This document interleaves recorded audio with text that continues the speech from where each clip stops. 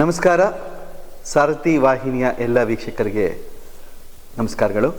ಇವತ್ತು ನಮ್ಮ ಜೊತೆ ಎಂ ಶ್ರೀನಿವಾಸ್ ಅವರು, ಮರಿಚಿ ಶ್ರೀನಿವಾಸ್ ಅವರು, ಅವರ ಕೃತಿ ನನ್ನ ಕೃಷ್ಣ ಇತ್ತೀಚೆಗೆ ಬಿಡುಗಡೆಗೊಂಡು ಈಗಾಗಲೇ ಸಾಕಷ್ಟು ಜನ ಆ ಪುಸ್ತಕವನ್ನು ಓದಿದ್ದಾರೆ. ಶ್ರೀಕೃಷ್ಣನ ಕುರಿತಾದ ಪುಸ್ತಕ ಅದು. ಅದರ ಕುರಿತಾಗಿ ಒಂದಿಷ್ಟು ಇವತ್ತು ಮಾತುಕತೆಗೆ ಅವರನ್ನು ಆಹ್ವಾನಿಸ್ತಾ ಇದ್ದೀನಿ. ಸರ್ ನಮಸ್ಕಾರ. ಸರ್, ಮೊದಲನೇದಾಗಿ ನಾನು ಈ ಪುಸ್ತಕ ಈಗ ಸುಮಾರು 4-5 ತಿಂಗಳ ಹಿಂದೆ ಓದಿದ್ದೆ ಈ ಪುಸ್ತಕ. ಈಗ ಮತ್ತೆ ಈ ಒಂದು ಸಂದರ್ಶನಕ್ಕೋಸ್ಕರ ಮತ್ತೆ ಈ ಪುಸ್ತಕವನ್ನು ತೆರವು ಹಾಕ್ತಾ ಇದ್ದಾಗ ಮತ್ತೊಂದು ಬೇರೆ ರೀತಿಯ ಹೊಸ ಹೊಳವೆ ಈ ಪುಸ್ತಕದಲ್ಲಿ ಕಾಣಿಸ್ತು. ನನ್ನ ಮೊದಲನೇ ಕ್ವಶನ್ನು, ನಿಮ್ಮ ಪುಸ್ತಕದಲ್ಲೂ ನೀವು ಹೇಳ್ತೀರಾ ಕೃಷ್ಣನ್ನ ಎಷ್ಟು ಹೇಳಿದ್ರೂ ಕಮ್ಮಿನೇ, ಅಥವಾ ಎಲ್ಲರೂ ಎಲ್ಲದನ್ನು ಹೇಳಿದೆ ಅನ್ನೋದ ಕ್ಲೇಮ್ ಮಾಡೋಕ್ಕೂ ಆಗಲ್ಲ ಅಂತ. ಕೃಷ್ಣನ್ನೇ ಕುರಿತಾಗಿ ಯಾಕೆ ಬರೀಬೇಕು ಅಂತ ಅನಿಸ್ತು ಸರ್ ತಮಗೆ? ಯಾಕೆ ಅಂತಂದರೆ ಕೃಷ್ಣ ನನಗೆ ಭಾಳ ಪ್ರಿಯವಾದ ಒಂದು ವ್ಯಕ್ತಿತ್ವ. ನಮ್ಮ ಪೂರ್ವಜರು ಅಂತ ಯಾರನ್ನು ತಗೊಂಡ್ರೂ ಕೂಡ ಕೃಷ್ಣನಷ್ಟು ವೈವಿಧ್ಯಮಯವಾದ್ದು, ಮತ್ತು ನಾವು ಏನು ಮಾಡಿದ್ರೂ ಅವನ ಆಳವನ್ನು ಶೋಧಿಸೋಕ್ಕೆ ಸಾಧ್ಯವೇ ಇಲ್ಲ ಅನ್ನುವಂಥ ಇನ್ನೊಂದು ಪಾತ್ರ ಇಲ್ಲ. ಭೈರಪ್ಪನವರು ಹೇಳ್ತಾರೆ, ರಾಮನನ್ನು ಎಲ್ಲೋ ಒಂದು ಕಡೆ ನಾವು ಹಿಡ್ಕೊಂಡ್ಬಿಡ್ಬೋದು ಹೆಂಗಾರ ಮಾಡಿ, ಬೇರೆ ಯಾವ ಪಾತ್ರನಾರು ಹಿಡಿಬೋದು ಮಹಾಭಾರತದಲ್ಲಿ, ರಾಮಾಯಣದಲ್ಲಿ, ಕೃಷ್ಣನ ಮಾತ್ರ ಹಿಡ್ಕೊಳಕ್ಕಾಗಲ್ಲ ಅಂತ. ನಾವು ಕೂಡ ಮಹಾಭಾರತವನ್ನು ಓದಿದಾಗ ಭಾಗವತ, ಹರಿವಂಶ, ವಿಷ್ಣು ಪುರಾಣ ಇವನ್ನೆಲ್ಲ ಓದ್ತಾ ಇವನೇನು ಎಲ್ಲೂ ಸಿಗಲ್ಲ, ಹೆಂಗೆ ಹಿಡ್ಕೊಳ್ಳೋದು ಇವನ್ನ ಅನ್ನೋದೊಂದು ಭಾಳ ಕುತೂಹಲ ಶುರು ಆಗುತ್ತೆ. ಒಂದು ಪ್ರಯತ್ನ ಮಾಡೋಣೇನೋ ಅನ್ನೋ ಒಂದು ಉಮೇದಲ್ಲಿ ಕೃಷ್ಣನನ್ನು ಕುರಿತು ಬರೀಬೇಕು ಅಂತ ಅಂದ್ಕೊಂಡಿದ್ದಷ್ಟೆ. ಸರ್, ಇನ್ನೊಂದು ನನಗೆ ಬಹಳ ವಿಶೇಷ ಅಂದರೆ ಕೃಷ್ಣನ ಕುರಿತು ಬಹಳ ಜನ ಬರೆದಿದ್ದಾರೆ. ನಮ್ಮ ಕನ್ನಡದಲ್ಲೇ ನೀವು ತೊಗೊಂಡ್ರೆ ಈಗ ನನ್ನ ಈ ಕ್ಷಣಕ್ಕೆ ಜ್ಞಾಪಕ ಆಗೋದು ಅಂದರೆ ಪುತಿನ ಕೃಷ್ಣನ ಕುರಿತು ಬಹಳ ಬರೆದಿದ್ದಾರೆ. HSV ಅವರು ತಮ್ಮ ಕವನದ ಮೂಲಕ ಕೃಷ್ಣನನ್ನು ಬಹಳ ರೀತಿ ಕೊಂಡಾಡಿದ್ದಾರೆ. ಆದರೆ ನನಗೆ ಇಲ್ಲಿ ನಿಮ್ಮ ಕೃಷ್ಣ ಯಾವುದೇ ಒಂದು ಅತಿಮಾನುಷವಾದ, ಯಾವುದೇ ಒಂದು ಅಂದರೆ ದೈವಾಂಶ ಸಂಭೂತ ಅನ್ನೋ ಒಂದು ನಮ್ಮ ಏನು ಭಕ್ತಿಭಾವದ ಪರಿಕಲ್ಪನೆ ಇದೆ ಅದನ್ನು ಬಹಳ ದೂರ ನೀವು ಬಿಟ್ಟು ನೀವು, ಅಥವಾ ಇನ್ನೊಂದು ವರ್ಗ ಇದೆ, ಕೃಷ್ಣ ಹೇಳಿದ್ದೆಲ್ಲ ತಪ್ಪು, ಭಗವದ್ಗೀತೆ ಸುಳ್ಳು, ಆ ಥರ ವರ್ಗನೂ ಅಲ್ಲ. ಇಲ್ಲಿ ಒಬ್ಬ ಕೊಂಡಾಡೋನೂ ಅಲ್ಲ, ಒಬ್ಬ ವಿರೋಧಿಸೋನೂ ಅಲ್ಲ, ಜೊತೆಗೆ ಸಮಕಾಲೀನವಾಗಿ ಯಾರೋ ಮಿತ್ರನನ್ನು ಹತ್ತಿರವಾಗಿ ನೋಡಿದಂಥ ಒಂದು ಅನುಭವ ಇಲ್ಲಿ. ಅಂದರೆ ಯಾವುದು ಒಂದು ಕೃಷ್ಣನ ವ್ಯಕ್ತಿತ್ವದ ಜಾಣತನಗಳನ್ನು ತಾವು ಹಿಡಿತಾ ಹೋಗಿದ್ದಾರೆ. ಅಂದರೆ ಈ ಥರದ ಸಾಧ್ಯತೆಗಳಿದೆ, ಯಾವುದನ್ನು ನಾವು ಅತಿಮಾನುಷವಾಗಿ ಏನೋ ಒಂದು ಮಾಯಾ ಮಂತ್ರದ ಚೌಕಟ್ಟಿನಲ್ಲಿ ನೋಡ್ತಿದ್ವೋ ಅಂಥದ್ದನ್ನೆಲ್ಲ ನೀವು ಕೃಷ್ಣನ ವಿಸ್ಡಮ್ ಆ ಮೂಲಕ, ವಿವೇಕದ ಮೂಲಕ ಅದನ್ನು ಹೇಗೆ ಪರಿಹರಿಸ್ಕೊಂಡ, ಅಥವಾ ಅವನ ಜಾಣತನದ ಮೂಲಕ ಹೇಗೆ ಪರಿಹರಿಸ್ಕೊಂಡ ಅಂತ. ಇದು ತುಂಬ ಏನು ಬಹಳ ಕಟ್ಟರ್ ಮಡಿಪಂಥೀಯರಿಗೆ ಅಷ್ಟು ಒಗ್ಗಲ್ಲ. ಆದರೆ ರ್ಯಾಷನಲಿ ಈ ಸಾಧ್ಯತೆಗಳಿದೆ, ಇದು ಓದಿದಾಗ ಅನಿಸುವಂಥದ್ದು ಹೌದಲ್ಲ, ಈ ಥರದ್ದು ಆಗಿರ್ಬೋದು. ಹೇಗೆ ಒಂದು ಸನ್ನಿವೇಶವನ್ನು ನಿಭಾಯಿಸೋ ಶಕ್ತಿ ಹೇಗೆ ಒಬ್ಬ ವ್ಯಕ್ತಿಗೆ ಬೇರೆ ಬೇರೆ ರೀತಿ ಇರುತ್ತೆ, ಅಥವಾ ಅದನ್ನು ಹೇಗೆ ಅವ್ನು ನಿಭಾಯಿಸ್ತಾನೆ ಅನ್ನೋದನ್ನು ಬಹಳ ಒಂದು ಪ್ರಯತ್ನ ಹೇಗೆ ಬಂತು ಸರ್, ಅದನ್ನು ಈ ರೀತಿಲೇ ಚಿತ್ರಿಸಬೇಕು ಕೃಷ್ಣನ ಅಂತ? ಹೇಗೆ ಅಂತಂದರೆ, ನಮ್ಮ ಭಾಗವತ ಒಂದು ಬಿಟ್ಟರೆ ಇನ್ನು ವಿಷ್ಣು ಪುರಾಣ, ಹರಿವಂಶದಲ್ಲೆಲ್ಲ ಭಾಳ ಡೀಟೇಲಾಗಿ ಏನು ಬರಲ್ಲ ಕೃಷ್ಣನ ಬಗ್ಗೆ. ಮಹಾಭಾರತ ಅದು ಬಿಟ್ಟರೆ, ಮಹಾಭಾರತದಲ್ಲೂ ಕೂಡ ನೇರವಾಗಿ ಕೃಷ್ಣನ ಪ್ರಸ್ತಾಪ ಆಗದೆ ದ್ರೌಪದಿ ಸ್ವಯಂವರದ ಸಮಯಕ್ಕೆ, ಅದಕ್ಕಿಂತ ಮುಂಚಿಂದು ಕೃಷ್ಣನ ಸಾಹಸಗಳು ಅಥವಾ ಅವನ ಜೀವನ ಬೇಕು, ಬಾಲಲೀಲೆಗಳು ಬೇಕು ಅಂತಂದರೆ ಭಾಗವತ ಬೇರೆ ಏನೆಲ್ಲೂ ಅಷ್ಟಾಗಿ ಸಿಗಲ್ಲ.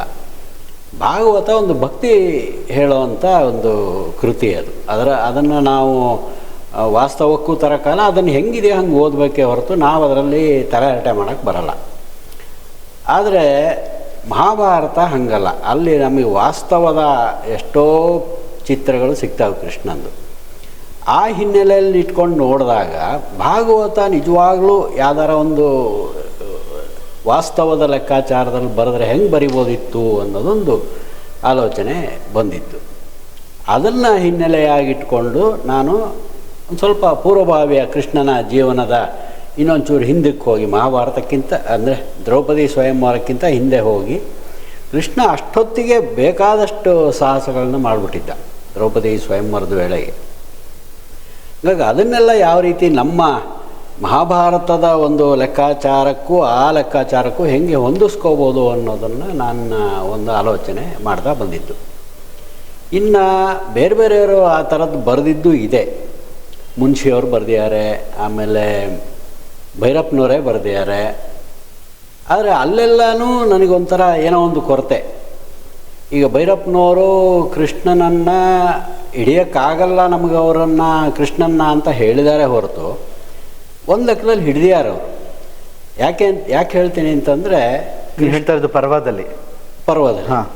ಪರ್ವದಲ್ಲಿ ಹಿಡಿದು ಕೃಷ್ಣ ಒಂದು ನಮಗೆ ನಮ್ಮಷ್ಟೇ ಸರ್ವಸಾಧಾರಣ ಈ 21ನೇ ಶತಮಾನದಲ್ಲಿ ಇದ್ದರೆ ಹೆಂಗಿದ್ದಿರ್ಬೋದು ಅನ್ನೋ ಮಟ್ಟಕ್ಕೆ ಅವ್ರು ಇಳಿಸ್ಬಿಟ್ಟಿದ್ದಾರೆ. ನನಗದು ಇಷ್ಟ ಆಗಿಲ್ಲ. ಯಾಕಂದರೆ ಭೈರಪ್ಪನವರ ದೃಷ್ಟಿ, ಅವರ ಚಿಂತನೆ ಆ ಮಟ್ಟಕ್ಕೆ ನಾವೇನು ಚಿಂತನೆ ಮಾಡೋಕ್ಕಾಗಲ್ಲ, ಅದು ಬೇರೆ ವಿಚಾರ.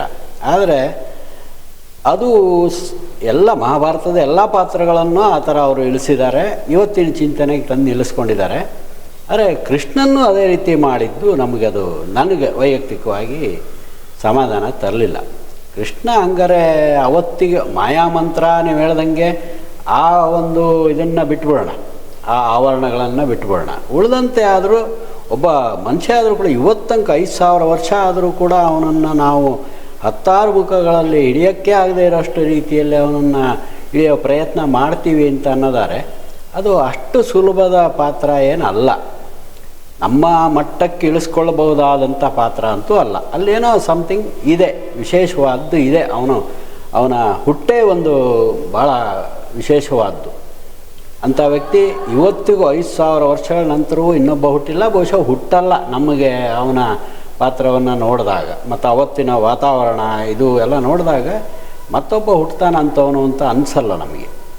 ಅವೆಲ್ಲ ಹಿನ್ನೆಲೆಯಲ್ಲಿ ನಾನು ಕೃಷ್ಣನನ್ನು ತೀರಾ ಇವತ್ತಿನ ವಾಸ್ತವ ಅಲ್ಲದೆ ಅವರು ಕೂಡ ಒಂದಷ್ಟು ಮಟ್ಟ ಮಹಾಭಾರತದ ಮಟ್ಟಕ್ಕೆ ಒಂದು ವಾಸ್ತವವನ್ನು ನನ್ನ ಮಟ್ಟಿಗೆ ನಾನು ಕಲ್ಪನೆ ಮಾಡಿಕೊಂಡು ಬರೆದಿರೋವಂಥದ್ದು. ಈಗ ರಾಮಾಯಣಕ್ಕೆ ಹೋದರೆ ಅದಕ್ಕಿಂತ ಒಂದು 2-3 ವರ್ಷದ 1000 ವರ್ಷದ ಹಿಂದೆ ಹೋದರೆ ಅಲ್ಲಿ ನಿಮಗೆ ವಾನರಗಳು ಮಾತಾಡ್ತಾ ಇದ್ವು, ಪ್ರಾಣಿ ಪಕ್ಷಿಗಳೆಲ್ಲ ಮಾತಾಡ್ತಾ ಇದ್ವು, ಹನುಮಂತ ಸಮುದ್ರ ಹಾರಿಕೊಂಡೇ ಹೋದ. ಇವಕ್ಕೆಲ್ಲ ನೀವು ಏನೂ ವಾದವನ್ನು ಇಟ್ಕೊಳ್ಳೋಕೆ ಸಾಧ್ಯನೇ ಇಲ್ಲ, ಅದನ್ನ ಒಪ್ಕೋಬೇಕಷ್ಟೇ.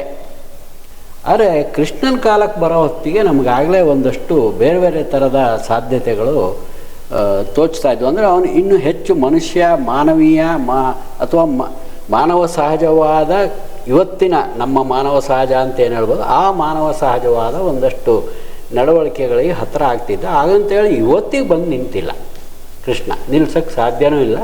ಅವನದೇ ಆದಂಥ ಒಂದು ಭಾಳ ದೊಡ್ಡ ಪರಿಪ್ರೇಕ್ಷ್ಯ ಇದೆ. ಅವನನ್ನು ನಾವು ನೋಡಬೇಕಾದ ರೀತಿಯೇ ಹೀಗೆ ಅಂತ ನನ್ನ ಅಭಿಪ್ರಾಯ. ಹಾಗಾಗಿ ಆ ಪುಸ್ತಕಕ್ಕೆ ಹೆಸರಿಡುವಾಗಲೂ ಅಷ್ಟೇ, ಈ ಬರೆದ್ಬಿಟ್ಟೆ. ಆಮೇಲೆ ಕೆಲವರಿಗೆಲ್ಲ ತೋರಿಸಿದೆ ಪುಸ್ತಕ, ಇದಕ್ಕೊಂದು ಏನಾರ ಒಂದು ಹೆಸರಿಡ್ಬೇಕಾದ್ರೆ ನನಗೂ ಹೊಳೆದಿಲ್ಲ.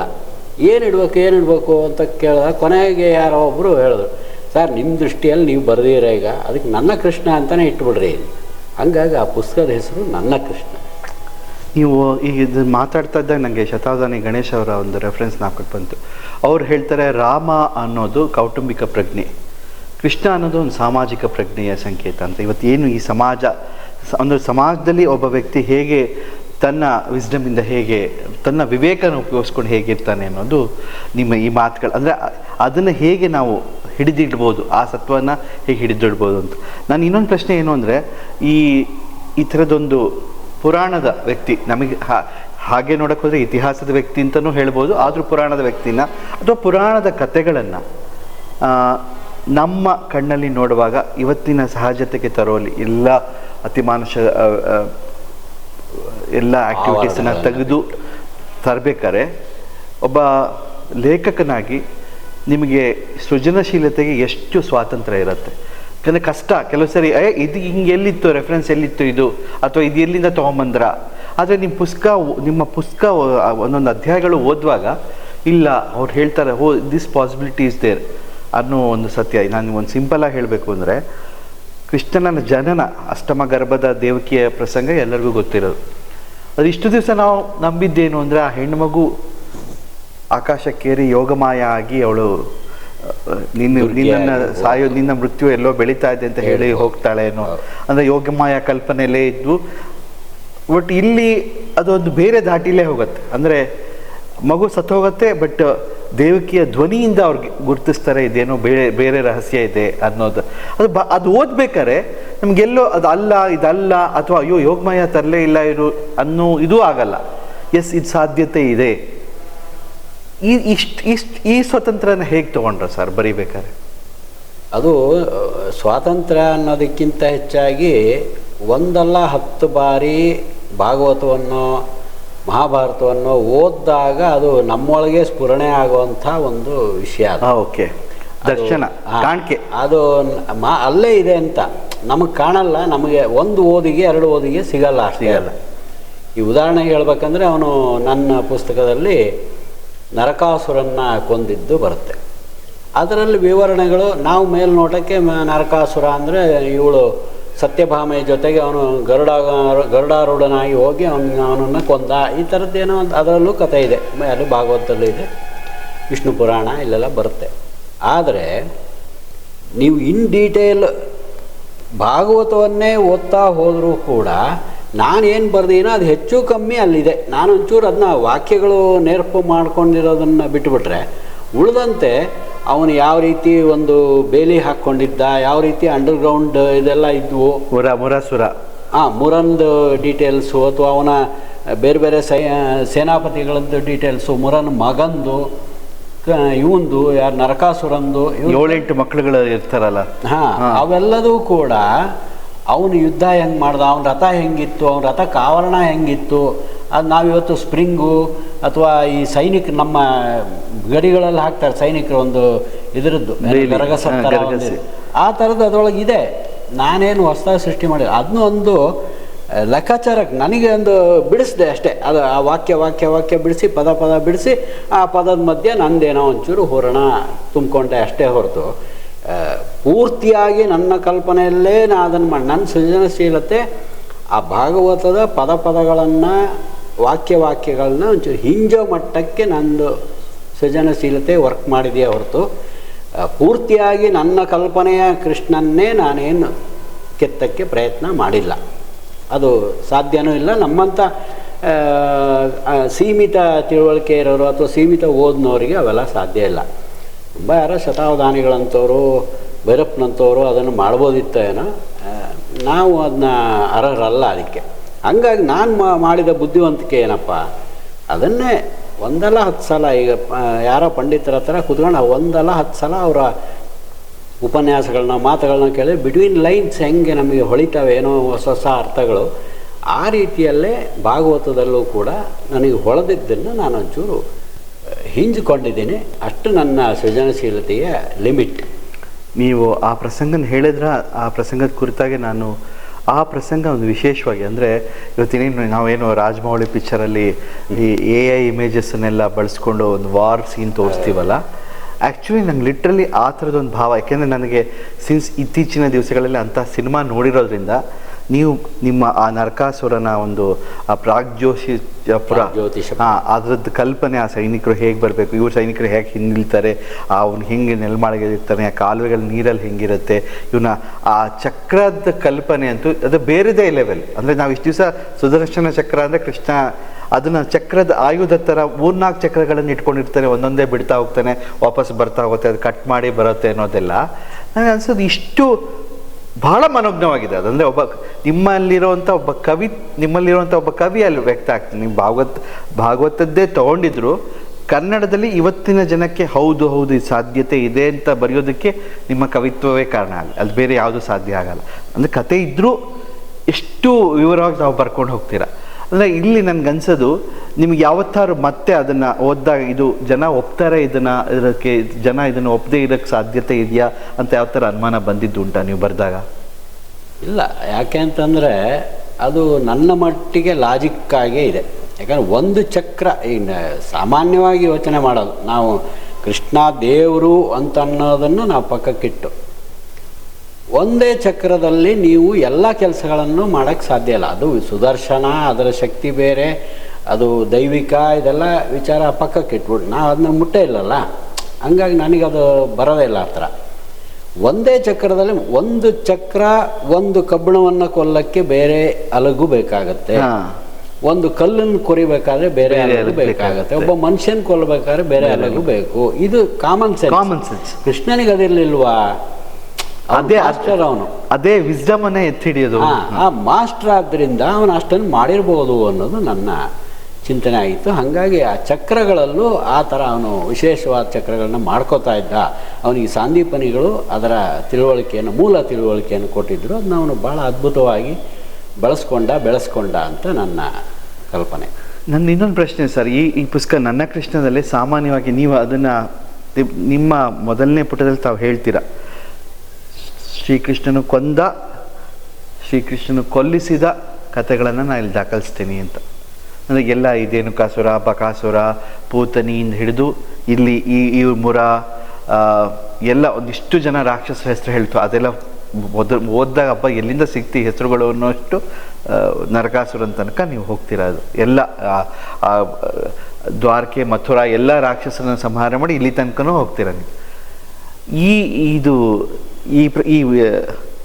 ಈ ಥರದ ನಿಜವಾದ ಹೆಸರುಗಳನ್ನು ಓದೋದಕ್ಕೆ ನೀವು ಎಷ್ಟು ಭಾಗವತ ಮಹಾಭಾರತವನ್ನು ಎಷ್ಟು ಸಾರಿ ಓದಿದ್ರ? ಅಂದರೆ ಆಕರ ಗ್ರಂಥಗಳನ್ನು ಎಷ್ಟು ನೀವು ನಂಬಬೇಕಾಯ್ತು ಅಥವಾ ಎಷ್ಟು ಅಧ್ಯಯನ ಮಾಡಬೇಕಾಯ್ತು? ಇದಕ್ಕೆ ನನಗೆ ಭಾಳ ಅಂದರೆ ಹೋಮ್ವರ್ಕ್, ಒಂದು ರೀತಿ ವರವಾಗಿ ಬಂದಿದ್ದು ಕೊರೋನಾ. ಈಗ ಅವಾಗ ಇನ್ನೇನು ಮಾಡೋಕ್ಕೆ ಕೆಲಸ ಇಲ್ಲ, ಓದಬೇಕು. ಯಾವುದು ಓದೋದು? ಈ ನನ್ನ ಹತ್ರ ಭೈರಪ್ಪನವ್ರ ಕಾದಂಬರಿಗಳು 10, 20, 30 ಸಲ ಓದಿದ ಕಾದಂಬರಿಗಳಿದ್ದಾವೆ. ಇನ್ನು ನನ್ನ ಹತ್ರ ಈ ಥರ ಬೇಕಾದಷ್ಟು ಸಾವಿರಾರು ಪುಸ್ತಕಗಳಿದ್ದಾವೆ. ಓದಿ ಇಟ್ಟಿರೋದು ಗ್ರಂಥಾಲಯವೇ ಇದೆ ಹೆಚ್ಚು ಕಮ್ಮಿ. ಆದರೆ ಅವು ಯಾವೂ ಕೂಡ ಕೊರೋನಾದಂಥ ಸಮಯದಲ್ಲಿ ಒಂದು ಸಾಂತ್ವನ ಕೊಡೋ ಮಟ್ಟಕ್ಕೆ ನನಗೆ ಅನ್ನಿಸ್ಲಿಲ್ಲ. ರಾಮಾಯಣ ಮಹಾಭಾರತಗಳು ಮಾತ್ರ ನಮಗೆ ಕರೆಕ್ಟ್ ಆ ಥರದ ನಮ್ಮೊಂದು ದಿಕ್ಕುಗಾಣದ ಅಥವಾ ವಿಫಲತೆಯಿಂದ ಕೂಡಿರುವಂಥ ಸಂದರ್ಭದಲ್ಲಿ ನಮಗೆ ದಾರಿ ತೋರಿಸ್ಬೋದಾದವು ಅವೇ ನನ್ನ ಅಭಿಪ್ರಾಯ. ರಾಮಾಯಣನೂ ಓದಿದೆ, ಮತ್ತೊಂದು ಸಲ ಬೇಕಾದಷ್ಟು ಸಲ 3-4 ಸಲ ಹಿಂದೆ ಓದಿದ್ದೀನಿ, ಮತ್ತೆ ಓದಿದೆ. ಆ ಟೈಮಲ್ಲಿ ರಾಮಾಯಣ ಬೇಗ ಮುಗಿಸ್ಬಿಡ್ಬೋದು. ನನ್ನ ಹತ್ರ ಇರೋದು ಭಾರತ ದರ್ಶನ ಪ್ರಕಾಶನದ ಪುಸ್ತಕಗಳು 11, 12 ಇದಿದೆ, ಅದು ಗ್ರಂಥಗಳು ಭಾಳ ಬೇಗ ಮುಗಿದೋಗುತ್ತೆ. ನನ್ನ ಓದೋ ಸ್ಪೀಡ್ ಬೇರೆ ಜಾಸ್ತಿ, ಹಾಗಾಗಿ ನನಗೆ ಭಾಳ ಬೇಗ ಮುಗಿದೋಗುತ್ತೆ. ಹಾಗಾಗಿ ಮಹಾಭಾರತ ಓದೋಣ, ಅದು 32 ಸಂಪುಟ, ಅದನ್ನು ಓದೋಣ ಮತ್ತೆ ಓದೋಕ್ಕೆ ಶುರು ಮಾಡಿ ಮತ್ತು ಅದಾಯಿತು. ಮತ್ತು ಭಾಗವತ ಓದೋಣ ಅಂತ ಅದು ಓದಿದೆ, ಹರಿವಂಶ ಓದಿದೆ, ವಿಷ್ಣು ಪುರಾಣ ಓದಿದೆ. ಎಲ್ಲ ಓದ್ತಾ ಇಲ್ಲಿ ಎಲ್ಲೋ ಒಂದು ಕಡೆ ಕೃಷ್ಣನ್ನ ಹಿಡ್ಕೋಬೇಕು, ಏನಾರು ಮಾಡಿ ಕೃಷ್ಣನ ಮೇಯ್ನ್ ತೊಗೋಬೇಕು. ಈ ಮಹಾಭಾರತದಲ್ಲಿ ಇಲ್ಲಿ ಇಂಥ ಕಡೆ ಬರ್ತಾನೆ, ದ್ರೌಪದಿ ಸ್ವಯಂವರದ ವೇಳೆಗೆ ಬರ್ತಾನೆ. ಅದಕ್ಕೆ ಮುಂಚೆ ಹಂಗಾರೆ ಕೃಷ್ಣ ಏನು ಮಾಡ್ದ, ಅದನ್ನು ಇಲ್ಲೆಲ್ಲಾರ ಸಿಗತ್ತಾ ಅಂದರೆ ಒಂದು ಲೈನ್ ಸಿಗತ್ತೆ. ಎಲ್ಲಿ ಭಾಗವತದಲ್ಲಿ ಅವನು ಅಕ್ರೂರನ್ನು ಇದಕ್ಕೆ ಕಳಿಸ್ದ, ನಮ್ಮ ಇವರೆಲ್ಲ ಹೆಂಗಿದ್ದಾರೆ ನೋಡ್ಕೊಂಬ, ಕುಂತಿಯ ಮಕ್ಕಳು ಯಾವ ರೀತಿ ಇದ್ದಾರೆ ನೋಡು ಅಂಥೇಳಿ ಒಂದು ಇದು ಮಾಡ್ದ ಅಂತ ಒಂದು ಸಣ್ಣ ಸೂಚನೆ ಸಿಗುತ್ತೆ. ಅವನು ಇಷ್ಟೆಲ್ಲ ಮಟ್ಟಕ್ಕೆ ಆಲೋಚನೆ ಮಾಡಬಲ್ಲ, ಇಡೀ ಆರ್ಯಾವರ್ತದ ಇಡೀ ಭರತ ವರ್ಷದ ರಾಜರುಗಳು ಯಾರು, ಎಲ್ಲಿ ಯಾರಿದ್ದಾರೆ, ಏನು ಮಾಡ್ತಾರೆ, ಅವರ ಶಕ್ತಿ ಎಷ್ಟು, ಅವ್ರ ವೀಕ್ನೆಸ್ ಏನು, ಇದೆಲ್ಲದನ್ನು ಅವನ ತಲೆಯಲ್ಲಿ ತುಂಬ್ಕೋಬೇಕು ಅಂತಂದರೆ ಪಾಂಡವ್ರಂತ ಹೆಂಗೆ ಬಿಡೋಕ್ಕೆ ಸಾಧ್ಯ? ಅವನು ಕೃಷ್ಣನಿಗೆ ಮದುವೆ ಆಗಲೇ ಅವನು ರುಕ್ಮಿಣಿಯನ್ನು ಮದುವೆ ಆಗಿ ಆಮೇಲೆ ಬಂದಿರೋದು ಇಲ್ಲಿಗೆ. ಆಗಲೇ ಆ ಲೆಕ್ಕಕ್ಕೆ ಒಂದು 18, 19 ವರ್ಷ 20 ವರ್ಷ ಅವನಿಗೆ ಆಗಲೇ ಸ್ವಯಂವರ ಟೈಮಲ್ಲಿ, ದ್ರೌಪದಿ ಸ್ವಯಂವರ. ಹಂಗಿರುವಾಗ ಅವನು ಸಾಕಷ್ಟು ಅಷ್ಟರೊಳಗಾಗಲೇ ಇವರೆಲ್ಲರ ಸಂಪರ್ಕ ಮತ್ತೊಂದು ಇರಲೇಬೇಕು ಅನ್ನೋದು ಲೆಕ್ಕಾಚಾರದಲ್ಲಿ ನನಗೆ ಆ ಕೃಷ್ಣನನ್ನು ಆ ಥರದಲ್ಲಿ ಅಲ್ಲಿಂದ ಹಿಡ್ಕೊಂಬರೋಕ್ಕೆ ಸಾಧ್ಯ ಆಗಿದ್ದು ನನಗೆ. ಮತ್ತೆ ಓದು ಅಲ್ಲಿ ಆ ದೃಷ್ಟಿಯಿಂದ ಓದೋಕ್ಕೆ ಶುರು ಮಾಡಿದೆ. ಈ ಭಾರತದಲ್ಲಿ ಎಲ್ಲೋ ಆ ಥರ ಲಿಂಕ್ ಇಲ್ಲ. ಮತ್ತೆ ಅದಕ್ಕೆ ಹೋಗಬೇಕು. ಎಲ್ಲೋ ಒಂದು ಕಡೆ ವಿಷ್ಣು ಪುರಾಣದಲ್ಲಿ ಯಾವುದೋ ಒಂದು ಮೂಲೆಯಲ್ಲಿ ಇನ್ನೊಂದೇನೋ ಒಂದು ವಾಕ್ಯ ಸಿಗುತ್ತೆ. ಇವನ್ನೆಲ್ಲ ಹಿಂಗೆ ಇಟ್ಕೊತ ನಾನು ಓಹೋ ಈ ಥರದಲ್ಲಿ ಇದನ್ನು ಯಾವಾಗ ಅಕ್ರೂರ ವೃಂದಾವನಕ್ಕೆ ಬಂದಾಗ ಇವನಿಗೆ ವಾಸ್ತವವಾಗಿ ಹೊರಪ್ರಪಂಚದ ಅರಿವು ಉಂಟಾಗೋದು. ಯಾರಿಗೆ? ಕೃಷ್ಣನಿಗೆ. ಅಲ್ಲಿ ತನಕ ಅವನಿಗೇನು ಅರಿವು ಇರಲ್ಲ ಅಂತನ ಇದು ಇಲ್ಲ, ಅಥವಾ ಇತ್ತು ಅಂತ ಹೇಳೋಕ್ಕೂ ಏನೂ ಸಾಕ್ಷಿ ಇಲ್ಲ. ಅಕ್ರೂರ ಬಂದಾಗ ಅವನು ಹೇಳೋ ಡೀಟೇಲ್ಸ್ ತೊಗೊಂಡಾಗ ಇವನಿಗೆ ಇಡೀ ಆರ್ಯಾವರ್ತದ್ದು ಇದು ಅಲ್ಲೋ ನಡೀತಿರೋಂಥ ರಾಜಕೀಯಗಳು ಇದೆಲ್ಲ ತಿಳ್ಕೊಬೇಕು ಅಂತ ಅವನಿಗೆ ಭಾಳ ಇದು ಬಂದು ನನ್ನ ಕರ್ತವ್ಯ ಏನು ಅನ್ನೋದು ಅವನಿಗೆ ಸ್ಫುಟ ಆಗುತ್ತೆ. ಆವಾಗ ಅವನು ಪಾಂಡವರನ್ನು ನನ್ನ ಹಿತೈಷಿಗಳು ಯಾರಿದ್ದಾರೆ, ನನ್ನ ವೈರಿಗಳು ಯಾರಾಗ್ಬೋದು, ನನ್ನ ಹಿತೈಷಿಗಳು ಯಾರಾಗ್ಬೋದು ಅನ್ನೋದನ್ನು ಅವನು ಅವತ್ತೇ ಲೆಕ್ಕ ಹಾಕೊಳ್ಳೋಕೆ ಶುರು ಮಾಡ್ದ. ಆ ದೃಷ್ಟಿಯಿಂದ ಪಾಂಡವರನ್ನು ಅವನು ಇಟ್ಕೊಂಡ. ಇದೆಲ್ಲ ಈ ಹಿನ್ನೆಲೆ ಇಟ್ಕೊಂಡು ಮತ್ತೆ ಮಹಾಭಾರತ ಓದ್ದೆ. ಪಾಂಡವರು ಎಲ್ಲಿದ್ದರು, ಹುಟ್ಟಿದ್ದೆಲ್ಲಿ, ಅವ್ರು ಬೆಳೆದಿದ್ದೆಲ್ಲಿ, ಅಲ್ಲಿಂದ ಹಸ್ತಿನಾವತಿಗೆ ಬಂದಿದ್ದೆ ಹೆಂಗೆ, ಈ ಥರದ್ದೆಲ್ಲ ಇಟ್ಕೊಳ್ತಾ ಹೋದಾಗ ಒಂದಕ್ಕೊಂದು ಲಿಂಕ್ಗಳು ಸಿಗ್ತಾ ಹೋದವು. ಆ ದೃಷ್ಟಿಯಿಂದ ಆ ಕೃಷ್ಣನನ್ನು ಅಕ್ರೂರ ಬರೋ ತನಕ ಬೇರೆ ಏನು ಕಥೆ ಇಲ್ಲ. ಅವನ ಬಾಲಲೀಲೆಗಳು ಅಥವಾ ಅವನು ಸಣ್ಣ ವಯಸ್ಸಿನಲ್ಲಿ ರಾಕ್ಷಸರನ್ನ ಯಾರನ್ನ ಹೊಡೆದ ಅನ್ನೋದು ಅಷ್ಟೇ ನಾ ಹೇಳಿರೋದು. ಅಕ್ರೂರ ಬಂದ ಮೇಲೆ ಅಕ್ರೂರನ ಸಂಪರ್ಕ ಆಗಿ ಅವನು ಮಥುರೆಗೆ ಹೋದ ಮೇಲೆ ರಾಮ ಬಲರಾಮ ಇಬ್ಬರೂ ಕೂಡ ಕೃಷ್ಣ ಮತ್ತು ಬಲರಾಮ ಇಬ್ಬರೂ ಕೂಡ ಅಲ್ಲಿಂದ ಅವರ ಹೊರ ಪ್ರಪಂಚಕ್ಕೆ ಅಥವಾ ಸಾಮಾಜಿಕವಾಗಿ ದೊಡ್ಡದೊಂದು ಇದಕ್ಕೆ ತೆರ್ಕೊಳ್ಳೋದಕ್ಕೆ ಅವರಿಗೆ ಸಾಧ್ಯ ಆಗುತ್ತೆ. ಆ ಹಿನ್ನೆಲೆಯಲ್ಲಿ ಇಟ್ಕೊಂಡು ಮಹಾಭಾರತ ಓದಿದರೂ ಕೂಡ ನಮಗೆ ಅನೇಕ ಸುಳಿವುಗಳು ಸಿಗ್ತವೆ. ಈ ಉದಾಹರಣೆಗೆ ವಾರಣಾವತದಲ್ಲಿ ಅವರು ಸುಟ್ಟು ಹೋಗ್ಬೇಕು, ಇನ್ನೇನು ಅವ್ರಿಗೆ ಗೊತ್ತಿಲ್ಲ ವಾಸ್ತವವಾಗಿ ಮನೆ ಅಲ್ಲಿ ಸುಟ್ಟು ಹೋಗುವಂಥ ಸಂದರ್ಭದಲ್ಲಿ ಅವ್ನು ಕಾಪಾಡಿದ್ಯಾರೋ. ಮಹಾಭಾರತದಲ್ಲಿ ಕಾಣೋ ಪ್ರಕಾರ ವಿದುರ ಆ ಕೆಲಸ ಮಾಡ್ದ ಅಂತ. ವಿದುರ ಒಬ್ಬನಿಗೆ ಆ ಥರದ ರಾಜನೀತಿಜ್ಞತೆ ಇತ್ತು ಅಂತ ನಮಗೇನು ಅನಿಸಲ್ಲ. ಅವ್ನಿಗೆ ಯಾರ್ದೋ ಸಪೋರ್ಟ್ ಇರಬೇಕು. ಒಂದೋ ವ್ಯಾಸರೋ ಇಲ್ಲ ಕೃಷ್ಣ. ಭಗವಾನ್ ವ್ಯಾಸರು ಕೂಡ ಇದರ ಹಸ್ತಿನಾವತಿ ರಾಜಕಾರಣದಲ್ಲಿ ಆಗಾಗ ಬಂದು ಅವರು ಸಲಹೆಗಳನ್ನ ಮತ್ತೊಂದು ಅಲ್ಲಿನ ವಿದ್ಯಮಾನಗಳನ್ನ ವೀಕ್ಷಣೆ ಮಾಡೋದು ಇದೆಲ್ಲ ಇತ್ತು. ಅದಕ್ಕೆ ತಕ್ಕಂಗೆ ಕೃಷ್ಣನ ಅವರುಗಳು ಯಾಕೆ ಬಳಸ್ಕೊಂಡಿರಬಾರ್ದು, ಈ ಥರದ್ದೆಲ್ಲ ನಂದು ಆಲೋಚನೆ ಮಾಡಿ ಅಲ್ಲೆಲ್ಲ ಒಂದು ಕಡೆ ಇದಿದೆ, ಏನೋ ಅನ್ಟೋಲ್ಡ್ ಸ್ಟೋರಿಗಳು ಕೆಲವು ಇದ್ದಾವೆ, ಅದನ್ನು ಬಂದೆ ಅಷ್ಟೆ. ಸುಮಾರು 22 ಅಧ್ಯಾಯ. ಈಗ ನೀವು ಮಾತಾಡ್ತಾ ಅನಿಸ್ತಾ ಇತ್ತು 22 ಅಧ್ಯಾಯ ಬರೆಯೋದು ಸುಲಭದ ಮಾತಲ್ಲ. 22 ಅಧ್ಯಾಯನೂ ಓದುವಾಗ ಹೌದು ಈ ಸಾಧ್ಯತೆ ಇದೆ ಅಂತ ಬಹಳ ಮನೋಜ್ಞವಾಗಿ ಕಾಡುವಂಥ ಒಂದು ಮೊದಲನೇ ಭಾಗದಲ್ಲಿ ಬರುವಂಥ ಪೂತನಿ ಅಧ್ಯಾಯ ನನಗೆ ಭಾಳ ವೈಯಕ್ತಿಕವಾಗಿ ಇಷ್ಟ. ಅಂದರೆ ಇಷ್ಟು ದಿವಸ ಪೂತನಿನ ಒಂದು ರಾಕ್ಷಸಿ ಅಂತಲೇ ನೋಡಿದ್ದಂಥ ನಮಗೆ ಕೃಷ್ಣನ್ ಕೊಲ್ಲಬೇಕು ಅಂತಲೇ ಬಂದ ಪೂತನಿ ಇಲ್ಲಿ ಬೇರೆ ರೀತಿಯೇ ಅವಳು ಹೋಗ್ತಾಳೆ. ಅದು ನಿಮಗೆ ಆ ರೆಫರೆನ್ಸ್, ಆ ಹೊಳವು ಇದೆಯಲ್ಲ ನನಗೆ. ಅಂದರೆ ಆ ಮಗುನ ನೋಡಿ ಬದುಕಿದ್ರು ನನಗೆ ಎಂಥ ಜೀವನ ಅಂತ ಅವಳಿಗೆ ಅನಿಸೋವಂಥದ್ದೊಂದು ಕಾಣಿಕೆ ಇದೆಯಲ್ಲ, ನನಗೆ ಭಾಳ ವಿಶೇಷ. ಅಂದರೆ ಇದರೊಳಗೆ ಎಷ್ಟು ನಿಮ್ಮ ಕಲ್ಪನೆ ಅಥವಾ ಎಷ್ಟು ಇದಕ್ಕೆ ತಳಹದಿ ಇತ್ತು, ಅದು ನೀವು ಹೇಳಿದ್ರೆ ಎಲ್ಲೋ ಇರುತ್ತೆ, ನಾವು ಹುಡುಕ್ಬೇಕು ಅಂತ. ಆ ಥರದ್ದೇ ಹೊಳವ ಇದು? ಆ ಥರದ್ದೇ ಹೊಳವೇನೇ ಅದು. ಪೂತನಿ ರಾಕ್ಷಸಿ ಕೆಟ್ಟೋಳು ಅನ್ನೋದೇ ಭಾಗವತದಲ್ಲಿ ಇರೋವಂಥದ್ದು. ಅದು ಎಲ್ಲ ಒಂದು ಕಡೆ ನೀವು ಓದ್ತಾ ಒಂದಲ್ಲ 10 ಸಲ ಭಾಗವತವನ್ನು ಓದ್ಬಿಟ್ರೆ ನಿಮಗೆ ಇನ್ನೊಂದು ಫೇಸ್ ಅದಾಗೆ ತೆರ್ಕೊಳ್ಳುತ್ತೆ. ಅದು ಆ ಕೃತಿಗಳ ವಿಶೇಷತೆ, ವ್ಯಾಸರ ವಿಶೇಷತೆ. ಅದು ನಮಗೆ ಗೊತ್ತೇ ಇಲ್ಲದೆ ಇರೋವಂಥ ವಿಚಾರಗಳು ಕೂಡ ಅಲ್ಲಿ ತೆರ್ಕೊಂಡು ಕಾಣಕ್ಕೆ ಶುರು ಆಗುತ್ತೆ. ಅದು ಅದರಲ್ಲಿ ಮುನ್ಷಿಯವರು ಇದನ್ನು ಹೆಚ್ಚು ಕಮ್ಮಿ ಈ ಥರದಲ್ಲೇ ಬರೆದಿದ್ದಾರೆ. ಅವಳನ್ನು ಒಂದು ರೀತಿ ಮಾನವೀಯ ಗುಣ ಇರೋಳಾಗಿ ಬರೆದಿದ್ದಾರೆ.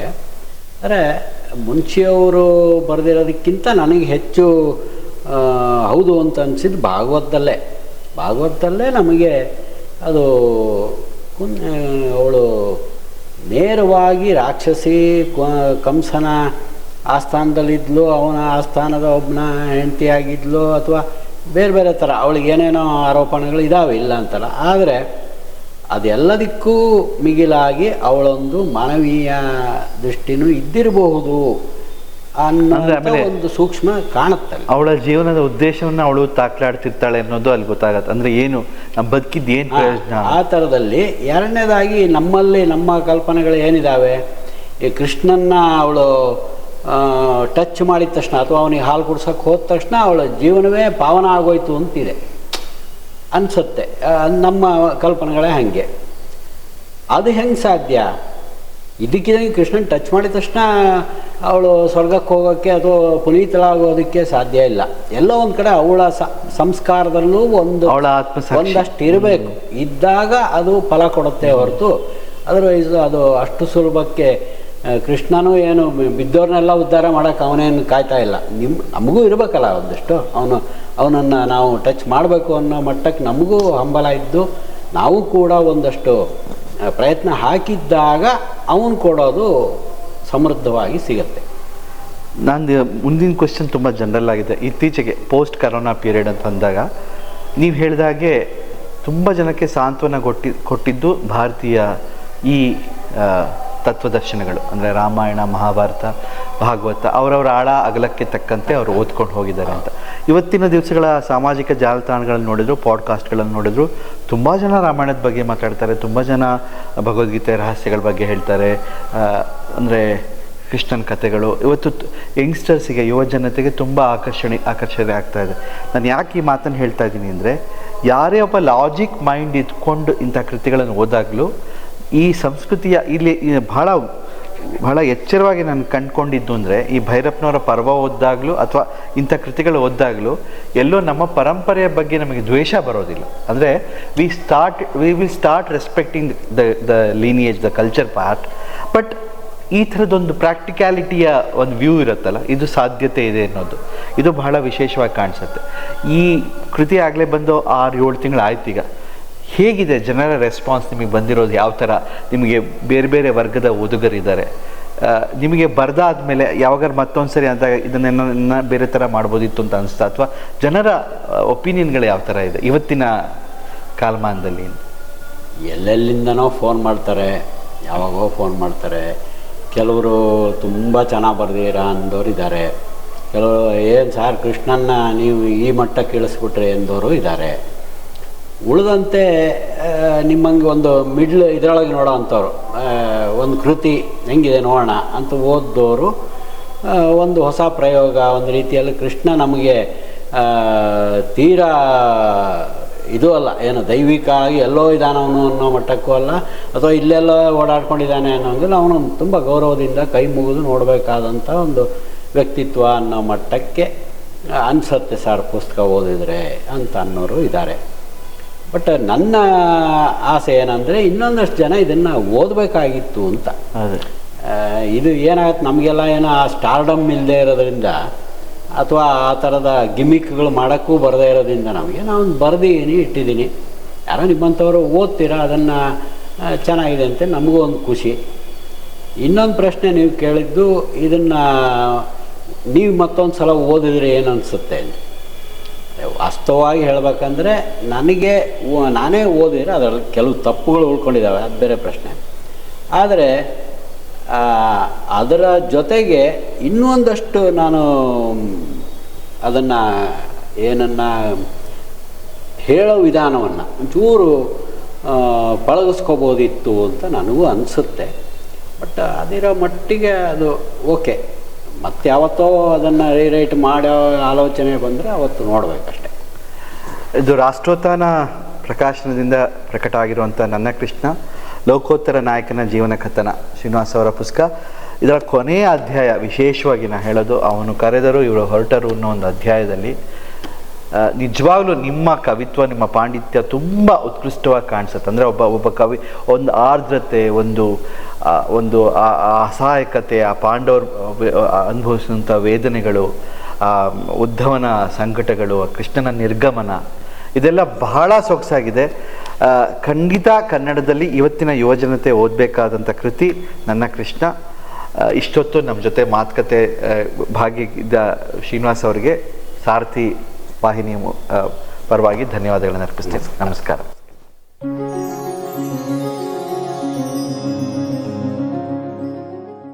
ಸ್ನೇಹಿತರೆ, ನಾನು ಆತ್ಮೀಯ ಮಿತ್ರರಾಗಿರುವಂತಹ ಶ್ರೀಯುತ ಶ್ರೀನಿವಾಸ್ ಅವರು ಕಳೆದ ವರ್ಷ ಒಂದು ಪುಸ್ತಕವನ್ನು ಬರೆದರು. ಅನೇಕ ಪುಸ್ತಕಗಳನ್ನು ಬರೆದಿದ್ದಾರೆ. ಇತ್ತೀಚಿನ ಪುಸ್ತಕ ಅಂತ ಹೇಳಿದಾಗೆ ಭಗವಾನ್ ಶ್ರೀಕೃಷ್ಣನ ಕುರಿತು ಅವರು ರಚಿಸಿದಂತಹ ನನ್ನ ಕೃಷ್ಣ ಲೋಕೋತ್ತರ ನಾಯಕನ ಜೀವನ ಕಥೆಯನ್ನು ಆಧರಿಸಿ ಶ್ರೀನಿವಾಸ್ ಅವರು ಕೃಷ್ಣನ ಬಗ್ಗೆ ಒಂದು ಪುಸ್ತಕವನ್ನು ರಚಿಸಿದರು. ಪುಸ್ತಕ ಹೊರನೋಟದಲ್ಲಿ ತುಂಬ ಸುಂದರವಾಗಿ ಬಂದಿದೆ. ಪುಸ್ತಕದ ಅಲ್ಲಿ ಬರವಣಿಗೆ ರೀತಿ ಇರ್ಬೋದು, ಪುಸ್ತಕವನ್ನು ಓದ್ಕೊಂಡು ಹೋಗುವ ಸಂದರ್ಭದಲ್ಲಿ ಅತ್ಯಂತ ಸುಲಲಿತವಾಗಿ ಓದ್ಕೊಂಡು ಹೋಗುವಂಥ ಆಯಿತು. ಎಲ್ಲೂ ಸಹ ಗೊಂದಲಗಳು ಬರಲಿಲ್ಲ. ಒಂದಿಷ್ಟು ಪ್ರಾರಂಭದಲ್ಲಿ ನಾನು ಶುರು ಮಾಡಿದಾಗ ಇದೊಂಥರ ಕೃಷ್ಣಾವತಾರದ ಒಂದು ಪ್ರಭಾವ ಈ ಪುಸ್ತಕದಲ್ಲಿ ಎಲ್ಲೋ ಕಾಣಿಸ್ತಿದೆ ಅಂಥೇಳಿ ಕೆಲವೊಂದು ಪುಟಗಳಲ್ಲಿ ಅನ್ನಿಸ್ತಾ ಹೋಯಿತು. ಆದರೆ ಹೋಗ್ತಾ ಹೋಗ್ತಾ ಹೋಗ್ತಾ ಇಲ್ಲ, ಇದು ಲೇಖಕರು ತಂದೆ ಆಗಿರೋ ರೀತಿಯ ಅಭಿಪ್ರಾಯಗಳನ್ನು ಈ ಪುಸ್ತಕದಲ್ಲಿ ಸೇರಿಸಿದ್ದಾರೆ ಅಂತ. ಈ ಪುಸ್ತಕ ಓದ್ತಾ ಇದ್ದರೆ ನಾವೆಲ್ಲೋ ದೂರದಲ್ಲಿ ಕೂತ್ಕೊಂಡು ಕತೆ ಕೇಳ್ತಿದ್ವಿ ಅಂತ ಅನಿಸೋಲ್ಲ. ಆ ಎಲ್ಲ ಘಟನೆಗಳಲ್ಲಿ ನಾವು ಸಹ ಸಾಕ್ಷಿಯಾಗಿದ್ದೀವಿ ಅಂತ. ಯಾಕಂತ ಹೇಳಿದ್ರೆ ಇಲ್ಲಿ ಬರವಣಿಗೆ ಶೈಲಿಯೇ ಆಗಿದೆ. ಈ ಬರವಣಿಗೆ ಹೇಗಿದೆ ಅಂತ ಹೇಳಿದ್ರೆ ನಾವೆಲ್ಲ ಕೂತ್ಕೊಂಡು ಚರ್ಚಿಸ್ತಾ ಇದ್ದೀವಿ ಅನ್ನೋ ರೀತಿ ಬರ್ತಾ ಹೋಗ್ತದೆ. ಹಾಗಾಗಿ ಇದನ್ನು ಓದ್ತಾ ಹೋದಾಗೂ ನಾವು ಆ ಘಟನೆಯಲ್ಲಿ ಇದ್ವಿ, ಆ ಒಂದು ಗುಂಪಿನಲ್ಲಿ ಇದ್ವಿ, ಅಥವಾ ಆ ಚರ್ಚೆಯಲ್ಲಿ ನಾವು ಭಾಗವಹಿಸ್ತಾ ಇದ್ವಿ ಅನ್ನೋ ರೀತಿಯ ಒಂದು ಚರ್ಚಾತ್ಮಕವಾಗಿರುವಂತಹ ರೀತಿಯಲ್ಲಿ ವಿಚಾರವನ್ನು ತೆಗೆದುಕೊಂಡು ಹೋದರು. ಬೇರೆ ಪುಸ್ತಕಗಳಲ್ಲಿ ನಾವು ತುಲನೆ ಮಾಡಿದಾಗ ಯಾರೋ ಒಬ್ಬರು ಘಟನೆಗಳನ್ನು ಬರಿತಾ ಹೋಗ್ತಾರೆ, ನಾವು ಅದನ್ನು ಓದುಗರಾಗಿ ನೋಡ್ತೀವಿ ಹೊರತು ನಾವು ಅದರಲ್ಲಿ ಭಾಗಿಗಳಾಗಿದ್ದೀವಿ ಅನ್ನೋ ರೀತಿಯಲ್ಲಿ ಇರ್ತಾ ಇರಲಿಲ್ಲ. ಆದರೆ ಈ ಪುಸ್ತಕದಲ್ಲಿ ನಾವು ಓದ್ಕೊಂಡು ಹೋದಾಗ ನಾನು ಈ ಒಂದು ಘಟನೆ ಆ ಒಂದು ಮಹಾಭಾರತದ ಕಾಲಘಟ್ಟದಲ್ಲಿ ಆ ಒಂದು ಏನು ಕೃಷ್ಣನ ಒಟ್ಟು ಜೀವನ ಶೈಲಿಯ ಎಲ್ಲ ಘಟನೆಗಳಿಗೂ ನಾನೊಬ್ಬ ಪ್ರತ್ಯಕ್ಷ ಸಾಕ್ಷಿಯಾಗಿದ್ದೀನೋ ಅನ್ನೋ ರೀತಿಯಲ್ಲಿ ನನ್ನ ಮನಸ್ಸನ್ನ ಸೂರೆ ಹಿಡಿದಂಥ ಒಂದು ಪುಸ್ತಕ ಇದು. ಹಾಗಾಗಿ ಈ ಪುಸ್ತಕದ ಬಗ್ಗೆ ವಿಶ್ಲೇಷಣೆ ಹೇಗೆ ಮಾಡಬೇಕು ಅಂತ ಹೇಳಿದ್ರೆ, ಒಂದು ಬರವಣಿಗೆ ತುಂಬ ಸರಳವಾಗಿರುವಂತಹ ಬರವಣಿಗೆ, ಇದರಲ್ಲಿ ತುಂಬ ಕ್ಲಿಷ್ಟಕರವಾಗಿರುವಂಥದ್ದಿಲ್ಲ. ಆದರೆ ಕೆಲವು ಪದಗಳು ಅಲ್ಲಿ ಉಪಯೋಗಿಸಿರುವಂಥದ್ದು ತುಂಬ ಚೆನ್ನಾಗಿದೆ. ಪುಟ ಸಂಖ್ಯೆ 109 ಕೃಷ್ಣನ ನಿರ್ಲಿಪ್ತ ಭಾವ. ಈ ನಿರ್ಲಿಪ್ತ ಭಾವ ಅನ್ನೋದು ಇದೆಯಲ್ಲ, ಅದು ಪ್ರಾಯಶಃ ಆ ಹಂತ ಇನ್ನು ಬಾಲ್ಯದ ಹಂತನೇ ಇದೆ ಅಥವಾ ಒಂದು ಯೌವನದ ಹಂತಕ್ಕೆ ಬಂದಿರ್ತಾನೆ. ಆ ಸಂದರ್ಭದಲ್ಲಿ ಅವನಿಗಾಗಲೇ ಒಂದು ನಿರ್ಲಿಪ್ತದ ಭಾವನೆ ಕೃಷ್ಣನಲ್ಲಿ ಬಂದು ಹೋಗ್ಬಿಟ್ಟಿರುತ್ತೆ. ವಿಶೇಷವಾಗಿ ಕೃಷ್ಣಾವತಾರ ಓದಿದಾಗ ಕೃಷ್ಣನಿಗೆ ತಾನು ಸಾಮಾನ್ಯನಲ್ಲ, ನಾನೊಬ್ಬ ಅತೀತ, ನಾನು ಭಗವಂತನ ಒಂದು ಅವತಾರ ಅನ್ನೋ ಭಾವನೆ ಅವನು ಯಾವಾಗ ಗೋವರ್ಧನ ಗಿರಿಯನ್ನು ಎತ್ತಿ ಹಿಡಿತಾನೆ ಆ ಸಮಯದಲ್ಲಿ ಕೃಷ್ಣನಿಗೆ ತಾನೊಬ್ಬ ಭಗವಂತ ಅನ್ನೋ ಭಾವನೆ ಕೃಷ್ಣಾವತಾರದಲ್ಲಿ ಮೂಡ್ತದೆ. ಆದರೆ ಇಲ್ಲಿ ನಾನು ನೋಡಿದಾಗ ಕಂಸನ ಸಂಹಾರದ ಸಂದರ್ಭದಲ್ಲಿ ಕೃಷ್ಣ ನಡ್ಕೊಂಡಿರುವಂತಹ ರೀತಿ ಮತ್ತು ಕಂಸನ ಸಂಹಾರದ ನಂತರ ಕೃಷ್ಣ ಆ ಎಲ್ಲ ತನ್ನ ಸುತ್ತಮುತ್ತ ಇರುವಂತಹ ಎಲ್ಲ ಬಂಧುವರ್ಗದವರಿಗೆ ನೀಡುವಂತಹ ಆದೇಶಗಳು, ಸೂಚನೆಗಳು, ಇದನ್ನು ನೋಡಿದಾಗ ಕೃಷ್ಣ ಈ ಸಂದರ್ಭದಲ್ಲಿ ತನ್ನ ಪಾತ್ರದ ಬಗ್ಗೆ, ತನ್ನ ಏನು ಜನ್ಮ ಆಗಿದೆ, ಯಾತಕ್ಕಾಗಿದೆ ಅನ್ನೋದು ಸ್ಪಷ್ಟವಾಗಿರುವಂತಹ ಕಲ್ಪನೆ ಕೃಷ್ಣನಿಗೆ ಈ ಕಂಸನ ಸಂಹಾರದ ನಂತರದ ಒಂದು ಸನ್ನಿವೇಶವನ್ನು ಕೃಷ್ಣ ಹೇಗೆ ನಿರ್ವಹಣೆ ಮಾಡ್ತಾನೆ ಇದರೊಳಗೆ ಬರ್ತಾ ಹೋಗ್ತದೆ. ಸೊ ಆ ಒಂದು ಘಟ್ಟದಲ್ಲಿ ಲೇಖಕರು ತುಂಬ ಸೂಕ್ಷ್ಮವಾಗಿ ಆ ಒಂದು ಕೃಷ್ಣನ ಜನ್ಮ ಮತ್ತು ಅವನ ಕರ್ತವ್ಯವನ್ನು ಕುರಿತಾಗಿರುವಂತಹ ಅವನ ಮನಸ್ಸಿನಲ್ಲಿ ಬಂದಿರುವಂಥ ವಿಚಾರಗಳನ್ನು ಸ್ಪಷ್ಟವಾಗಿ ಲೇಖಕರು ಅಲ್ಲಿ ಬರೀತಾ ಹೋಗ್ತಾರೆ. ತುಂಬ ಮನಸೋರೆಗೊಳ್ಳುವಂತಹ ಒಂದು ಘಟ್ಟ ಅಂತ ಅನಿಸುತ್ತೆ ಈ ಪುಸ್ತಕದಲ್ಲಿ ನಾನು ಓದಿದಾಗ. ಪುಟ ಸಂಖ್ಯೆ 148 ಕಂಸನ ನಂತರದ ಮಥುರಾ ನಿವಾಸಿಗಳ ಮನಸ್ಥಿತಿ. ಇದೊಂದು ಅದ್ಭುತವಾಗಿರುವಂತಹ ಒಂದು ವ್ಯವಸ್ಥೆ ಇದೆ. ನಾನಾಗಲೇ ಹೇಳಿದೆ, ಕೃಷ್ಣ ತಾನು ಭಗವಂತ ಅನ್ನೋದನ್ನು ಅರ್ಥಕೊಂಡು ಒಂದು ನೇತೃತ್ವದ ರೀತಿಯಲ್ಲಿ ಹೇಗೆ ನಡ್ಕೊಳ್ತಾನೆ ಅನ್ನೋದು ಕಂಸನ ಸಂಹಾರದ ನಂತರದಲ್ಲಿ ಅವನು ಮಥುರಾ ನಿವಾಸಿಗಳನ್ನು ಹೇಗೆ ಉದ್ದೇಶಿಸಿ ಮಾತಾಡ್ತಾನೆ, ಅಥವಾ ಅಲ್ಲಿಯ ಒಂದು ವ್ಯವಸ್ಥೆಯನ್ನು ಹೇಗೆ ಕಾಪಾಡ್ತಾನೆ, ಅಥವಾ ಆ ಊರಿನ ಮುಂದಿನ ಅನೇಕ ವರ್ಷಗಳ ಕಾಲ ಅದನ್ನು ಬೆಳೆಸೋ ರೀತಿ, ಕಟ್ಟೋ ರೀತಿಯಲ್ಲಿ ಕೃಷ್ಣನ ಚಿಂತನೆಗಳೇನಿದೆ ಅದು ಭಾಳ ಅದ್ಭುತವಾಗಿ ಬಂದಿದೆ. ಆ ಲೇಖನದ ಶೈಲಿ ಹೇಗಿದೆ ಅಂದರೆ, ಇವತ್ತಿನ ಸಮಾಜದ ರೀತಿಯ ಅನೇಕ ಅಂಶಗಳನ್ನು ಅವತ್ತಿನ ಕಾಲದಲ್ಲಿ ಇತ್ತೇನೋ ಅನ್ನೋ ರೀತಿಯಲ್ಲಿ ಲೇಖಕರು ಅಲ್ಲಿ ಬರೀತಾ ಹೋಗ್ತಾರೆ. ಹೀಗೆ ಶ್ರೀನಿವಾಸ್ ಅವರು ಕೃಷ್ಣನ ಮಾತುಗಳನ್ನು ಇವತ್ತಿನ ಸಮಾಜದ ಕನ್ನಡಿಯನ್ನು ಮಾತುಗಳಲ್ಲಿ ಇವತ್ತಿನ ಸಮಾಜದ ಕನ್ನಡಿಯನ್ನು ಹಿಡಿದಂಗೆ ಇತ್ತು. ಆ ರೀತಿ ಅದ್ಭುತವಾಗಿರುವಂತಹ ವಿಚಾರಗಳನ್ನು ಲೇಖಕರು ಕೃಷ್ಣನ ಬಾಯಿಂದ ಈ ಸಂದರ್ಭದಲ್ಲಿ ಹೇಳಿಸ್ತಾರೆ. ಒಟ್ಟಿನಲ್ಲಿ ನಮ್ಮೆಲ್ಲರ ಮಧ್ಯೆ ನಮ್ಮ ಥರನೇ ಇದ್ದಂತಹ ಒಬ್ಬ ವ್ಯಕ್ತಿ ಭಗವಾನ್ ಶ್ರೀಕೃಷ್ಣನಾಗಲಿಕ್ಕೆ ಸಾಧ್ಯತೆ ಇದೆ ಅನ್ನೋದು ಮನವರಿಕೆ ಈ ಪುಸ್ತಕವನ್ನು ಓದಿದಾಗ ಅನಿಸುತ್ತೆ. ಒಟ್ಟಲ್ಲಿ ತುಂಬ ಅದ್ಭುತವಾಗಿರುವಂಥ ಒಂದು ಪುಸ್ತಕ. ಒಟ್ಟಾಗಿದೆ ನನ್ನ ಅಭಿಪ್ರಾಯ ಏನಂತ ಹೇಳಿದ್ರೆ, ಈ ಪುಸ್ತಕವನ್ನು ನಾವು ನಮ್ಮ ಮನೆಯ ಒಂದು ಗ್ರಂಥ ಭಂಡಾರದಲ್ಲಿ ಇಟ್ಕೊಳ್ಬೋದಾಗಿರುವಂಥ ಒಂದು ಪುಸ್ತಕ. ಅಷ್ಟೇ ಅಲ್ಲ, ಸದಾ ತೆಗೆದು ನೋಡಿ ನಮಗೆ ಮನಸ್ಸಿಗೆ ಕಿರಿಕಿರಿ ಆದಾಗ ಯಾವುದಾದ್ರೂ ಒಂದು ಘಟ್ಟದಲ್ಲಿ ನಾವು ವಿಶ್ಲೇಷಣೆ ಮಾಡಿಕೊಳ್ಬೇಕು ಅಂದಾಗ ಈ ಪುಸ್ತಕದಲ್ಲಿ ಇಟ್ಕೊಂಡು ಅನೇಕ ಬಾರಿ ಕೃಷ್ಣನ ಬಾಯಿಂದ ಬರುವಂತಹ ಅನೇಕ ಮಾತುಗಳನ್ನು ಇಟ್ಕೊಂಡು ನಾವು ಓದಿದರೆ, ಅಧ್ಯಯನ ಮಾಡಿದರೆ ಇವತ್ತಿನ ಕಾಲಕ್ಕೆ ಅದು ನಮಗೆ ಅನೇಕ ಪರಿಹಾರಗಳನ್ನು ಕೊಡ್ಬೋದು ಅಂತ ಅನಿಸುತ್ತೆ. ಅತ್ಯಂತ ಸುಂದರವಾಗಿ ಈ ಪುಸ್ತಕವನ್ನು ಹೊರತಂದಂತಹ ಲೇಖಕರಾದ ಶ್ರೀಯುತ ಶ್ರೀನಿವಾಸ್ ಅವರಿಗೆ ನನ್ನ ಹೃದಯಪೂರ್ವಕವಾಗಿರುವಂತಹ ನಮಸ್ಕಾರ. ಸ್ನೇಹಿತರಾದಂಥ ನಾವಿಕಾ ಶ್ರೀನಿವಾಸ್, ಎಂ ಶ್ರೀನಿವಾಸನ್ ಹೊರಗಡೆಯ ಜಗತ್ತಿಗೆ, ನಮಗೆಲ್ರಿಗೂ ಶ್ರೀನಿವಾಸ್. ಅವ್ರು ಬರೆದಿರೋಂಥ ಹಲವಾರು ಪುಸ್ತಕಗಳನ್ನ ನಾನು ಓದಿದ್ದೀನಿ. ಅವರ ಪ್ರವಾಸ ಕಥನ ಇರ್ಬೋದು, ಮಹಾಭಾರತದ ಬಗ್ಗೆ ಬರೆದಿರೋಂಥ ಪುಸ್ತಕಗಳಿರ್ಬೋದು, ಕುರುಕ್ಷೇತ್ರಕ್ಕೆ ಸಂಬಂಧಪಟ್ಟಂತೆ ಈ ಥರದ ಹಲವಾರು ಪುಸ್ತಕಗಳಲ್ಲಿ ನನಗೆ ಇಷ್ಟ ಆಗಿರೋವಂಥ ಅವ್ರ ಪುಸ್ತಕ ಅಂತ ಹೇಳಿದರೆ ನನ್ನ ಕೃಷ್ಣ. ಶ್ರೀನಿವಾಸ್ ಹಲವಾರು ವರ್ಷಗಳಿಂದ ಬರವಣಿಗೆ ಲೋಕದಲ್ಲಿರುವಂಥವ್ರು. ಪತ್ರಿಕೆಯಲ್ಲಿ ವರದಿಗಾರರಾಗಿ, ಪತ್ರಿಕೆಯ ಉಪಸಂಪಾದಕರಾಗಿ, ಸಂಪಾದಕರಾಗಿ ಕೆಲಸ ಮಾಡಿರುವಂಥದ್ದು ನಮಗೆಲ್ಲ ಗೊತ್ತಿದೆ. ಹೊರಗಡೆ ಜಗತ್ತಿಗೆ ಅವ್ರು ನಾವಿಕಾ ಶ್ರೀನಿವಾಸ್. ಈಗ ಅಜೇಯ ಪತ್ರಿಕೆಯಲ್ಲಿ ಕೆಲಸ ಮಾಡ್ತಾಯಿದ್ರು, ಅದರ ಸಂಪಾದಕರಾಗಿದ್ರೂ ಕೂಡ ನಮಗೆಲ್ಲ ನಾವಿಕಾ ಶ್ರೀನಿವಾಸ್ ಅಂತಲೇ ಈಗಲೂ ನೆನಪಿಗೆ ಬರೋ ಅಂಥದ್ದು. ಸುಮಾರು 35 ವರ್ಷಗಳಿಂದ ಪತ್ರಿಕೆಯಲ್ಲಿ ಬರೀತಾ ಲೇಖನಗಳು, ಪುಸ್ತಕಗಳನ್ನು ಇದನ್ನೆಲ್ಲ ಬರೆದಿರೋ ಕಾರಣಕ್ಕೆ ಅವರಿಗೆ ಬರವಣಿಗೆ ಮೇಲೆ ಒಂದು ಬಲವಾದಂಥ ಹಿಡಿತ ಇದೆ. ಅವರು ಬಳಸುವಂಥ ಭಾಷೆ, ವಾಕ್ಯ ರಚನೆ, ಯಾವ ಶಬ್ದಗಳನ್ನು ಉಪಯೋಗ ಮಾಡಬೇಕು ಅನ್ನೋಂಥದ್ದು, ಬರವಣಿಗೆ ಶೈಲಿ, ಇದೆಲ್ಲದೂ ಕೂಡ ನಮಗೆಲ್ಲ ಇಷ್ಟ ಆಗತ್ತೆ. ಅವರ ಅಷ್ಟೂ ಸಂಗತಿಗಳು ನನ್ನ ಕೃಷ್ಣದಲ್ಲಿದೆ ಅಂಥೇಳಿ ನನಗನ್ನಿಸಿದ್ದು. ಹಾಗಾಗಿ ನನ್ನ ಕೃಷ್ಣ ನನಗೆ ತುಂಬ ಇಷ್ಟ ಆಯಿತು. ನನ್ನ ಕೃಷ್ಣ ಅದು ಲೋಕೋತ್ತರ ನಾಯಕನ ಒಂದು ಜೀವನ ಕಥನ ಅಂತ ತಗೊಂಡ್ರೂ ಕೂಡ ಕೃಷ್ಣನನ್ನು ನಾವು ಯಾವ ರೀತಿ ನೋಡ್ತೀವಿ ಅದಕ್ಕಿಂತ ಭಿನ್ನವಾಗಿ ಚಿತ್ರಿಸುವಂಥ ಕೆಲಸವನ್ನು ಅವರು ನನ್ನ ಕೃಷ್ಣದಲ್ಲಿ ಮಾಡಿದ್ದಾರೆ. ಕೃಷ್ಣ ಎಲ್ಲರಿಗೂ ಹತ್ತಿರ ಆಗುವಂಥ ರೀತಿಯಲ್ಲಿ ಈ ಪುಸ್ತಕದಲ್ಲಿ ಕೃಷ್ಣನ ಜೀವನ ಚರಿತ್ರೆಯನ್ನು ಬರೆದಿದ್ದಾರೆ. ಆರಂಭದಿಂದ ಅವರ ಕೃಷ್ಣನ ಹುಟ್ಟಿನಿಂದ ಶುರುವಾಗಿ ಅಷ್ಟಮ ಗರ್ಭ ಹೆಣ್ಣಾಯಿತಲ್ಲ ಅನ್ನೋಂಥದ್ರಿಂದ ಶುರುವಾಗಿ ಜೀವನದ ಕೊನೆಯ ದಿನದವರೆಗೆ ಕೃಷ್ಣನನ್ನು ನಮ್ಮ ಜೊತೆಗೆ ಕರ್ಕೊಂಡು ಹೋಗುವಂಥ ಕೆಲಸ ಮಾಡಿದ್ದಾರೆ. ಸಾಮಾನ್ಯಕ್ಕೆ ಕೃಷ್ಣ ಅಂತ ಹೇಳಿದರೆ ಅವನು ಜಗದ್ಗುರು, ಅವನು ಲೋಕೋತ್ತರ ನಾಯಕ, ನಮಗಿಂತ ಮೇಲೆ ತುಂಬ ಮುಂದಿದ್ದಾನೆ ಅಂತ ಅನಿಸಿದ್ರು ಕೂಡ ಈ ಪುಸ್ತಕದಲ್ಲಿ ಕೃಷ್ಣ ನಮ್ಮ ಜೊತೆಗೆ ನಡ್ಕೊಂಡು ಬರ್ತಾನೆ ಅಥವಾ ಕೃಷ್ಣನ ಜೊತೆಗೆ ನಾವು ನಡ್ಕೊಂಡು ಹೋಗ್ತೀವಿ ಅಂತೇಳಿ ಅನಿಸತ್ತೆ. ಆ ರೀತಿಯ ಚಿತ್ರಣವನ್ನು ಇದರಲ್ಲಿ ಮಾಡಿದ್ದಾರೆ. ಎಲ್ಲೂ ಕೂಡ ಕೃಷ್ಣನನ್ನು ತುಂಬ ಎತ್ತರಕ್ಕೆ ಏರಿಸದೆ ಒಂದು ಪ್ಲೇನ್ ಅಂತ ಹೇಳ್ತಾರೆ, ಒಂದು ಸಾಮಾನ್ಯವಾದಂಥ ಎತ್ತರದಲ್ಲಿ ಅವನನ್ನು ಮುಂದೆ ಕರ್ಕೊಂಡು ಹೋಗುವಂಥ ಕೆಲಸವನ್ನು ಇದರಲ್ಲಿ ಮಾಡಿದ್ದಾರೆ. ಹಾಗಾಗಿ ನನ್ನ ಕೃಷ್ಣ ಅನ್ನೋಂಥ ಪುಸ್ತಕ ನನಗೆ ಯಾಕೆ ವಿಶೇಷ ಅಂತ ಅನ್ನಿಸ್ತು, ಮೊದಲಿಂದನೂ ಶ್ರೀನಿವಾಸನವ್ರ ಪುಸ್ತಕಗಳನ್ನು ನಾನು ಓದ್ತಾ ಇದ್ದಿದ್ದ ಕಾರಣಕ್ಕೋಸ್ಕರ ನನಗೇನು ಬೇರೆ ಸಂಗತಿಗಳಲ್ಲದೆ ಇದ್ರೂ ಕೂಡ ತುಂಬ ಚೆನ್ನಾಗಿ ಬರೀತಾರೆ ಇತ್ಯಾದಿ ಎಲ್ಲ ಸಂಗತಿಗಳಿದ್ರೂ ಕೂಡ ಈ ಪುಸ್ತಕವನ್ನು ಅವರು ರಾಷ್ಟ್ರೋತ್ಥಾನದವರು ಪ್ರಕಟ ಮಾಡಿದರು ಅಂತ ಹೇಳಿದರೆ ಅದರ ಸ್ಟ್ಯಾಂಡರ್ಡ್ ಎಷ್ಟಿದೆ ಅನ್ನೋಂಥದ್ದನ್ನು ಕೂಡ ನಾವು ಯೋಚನೆ ಮಾಡ್ಬೋದು.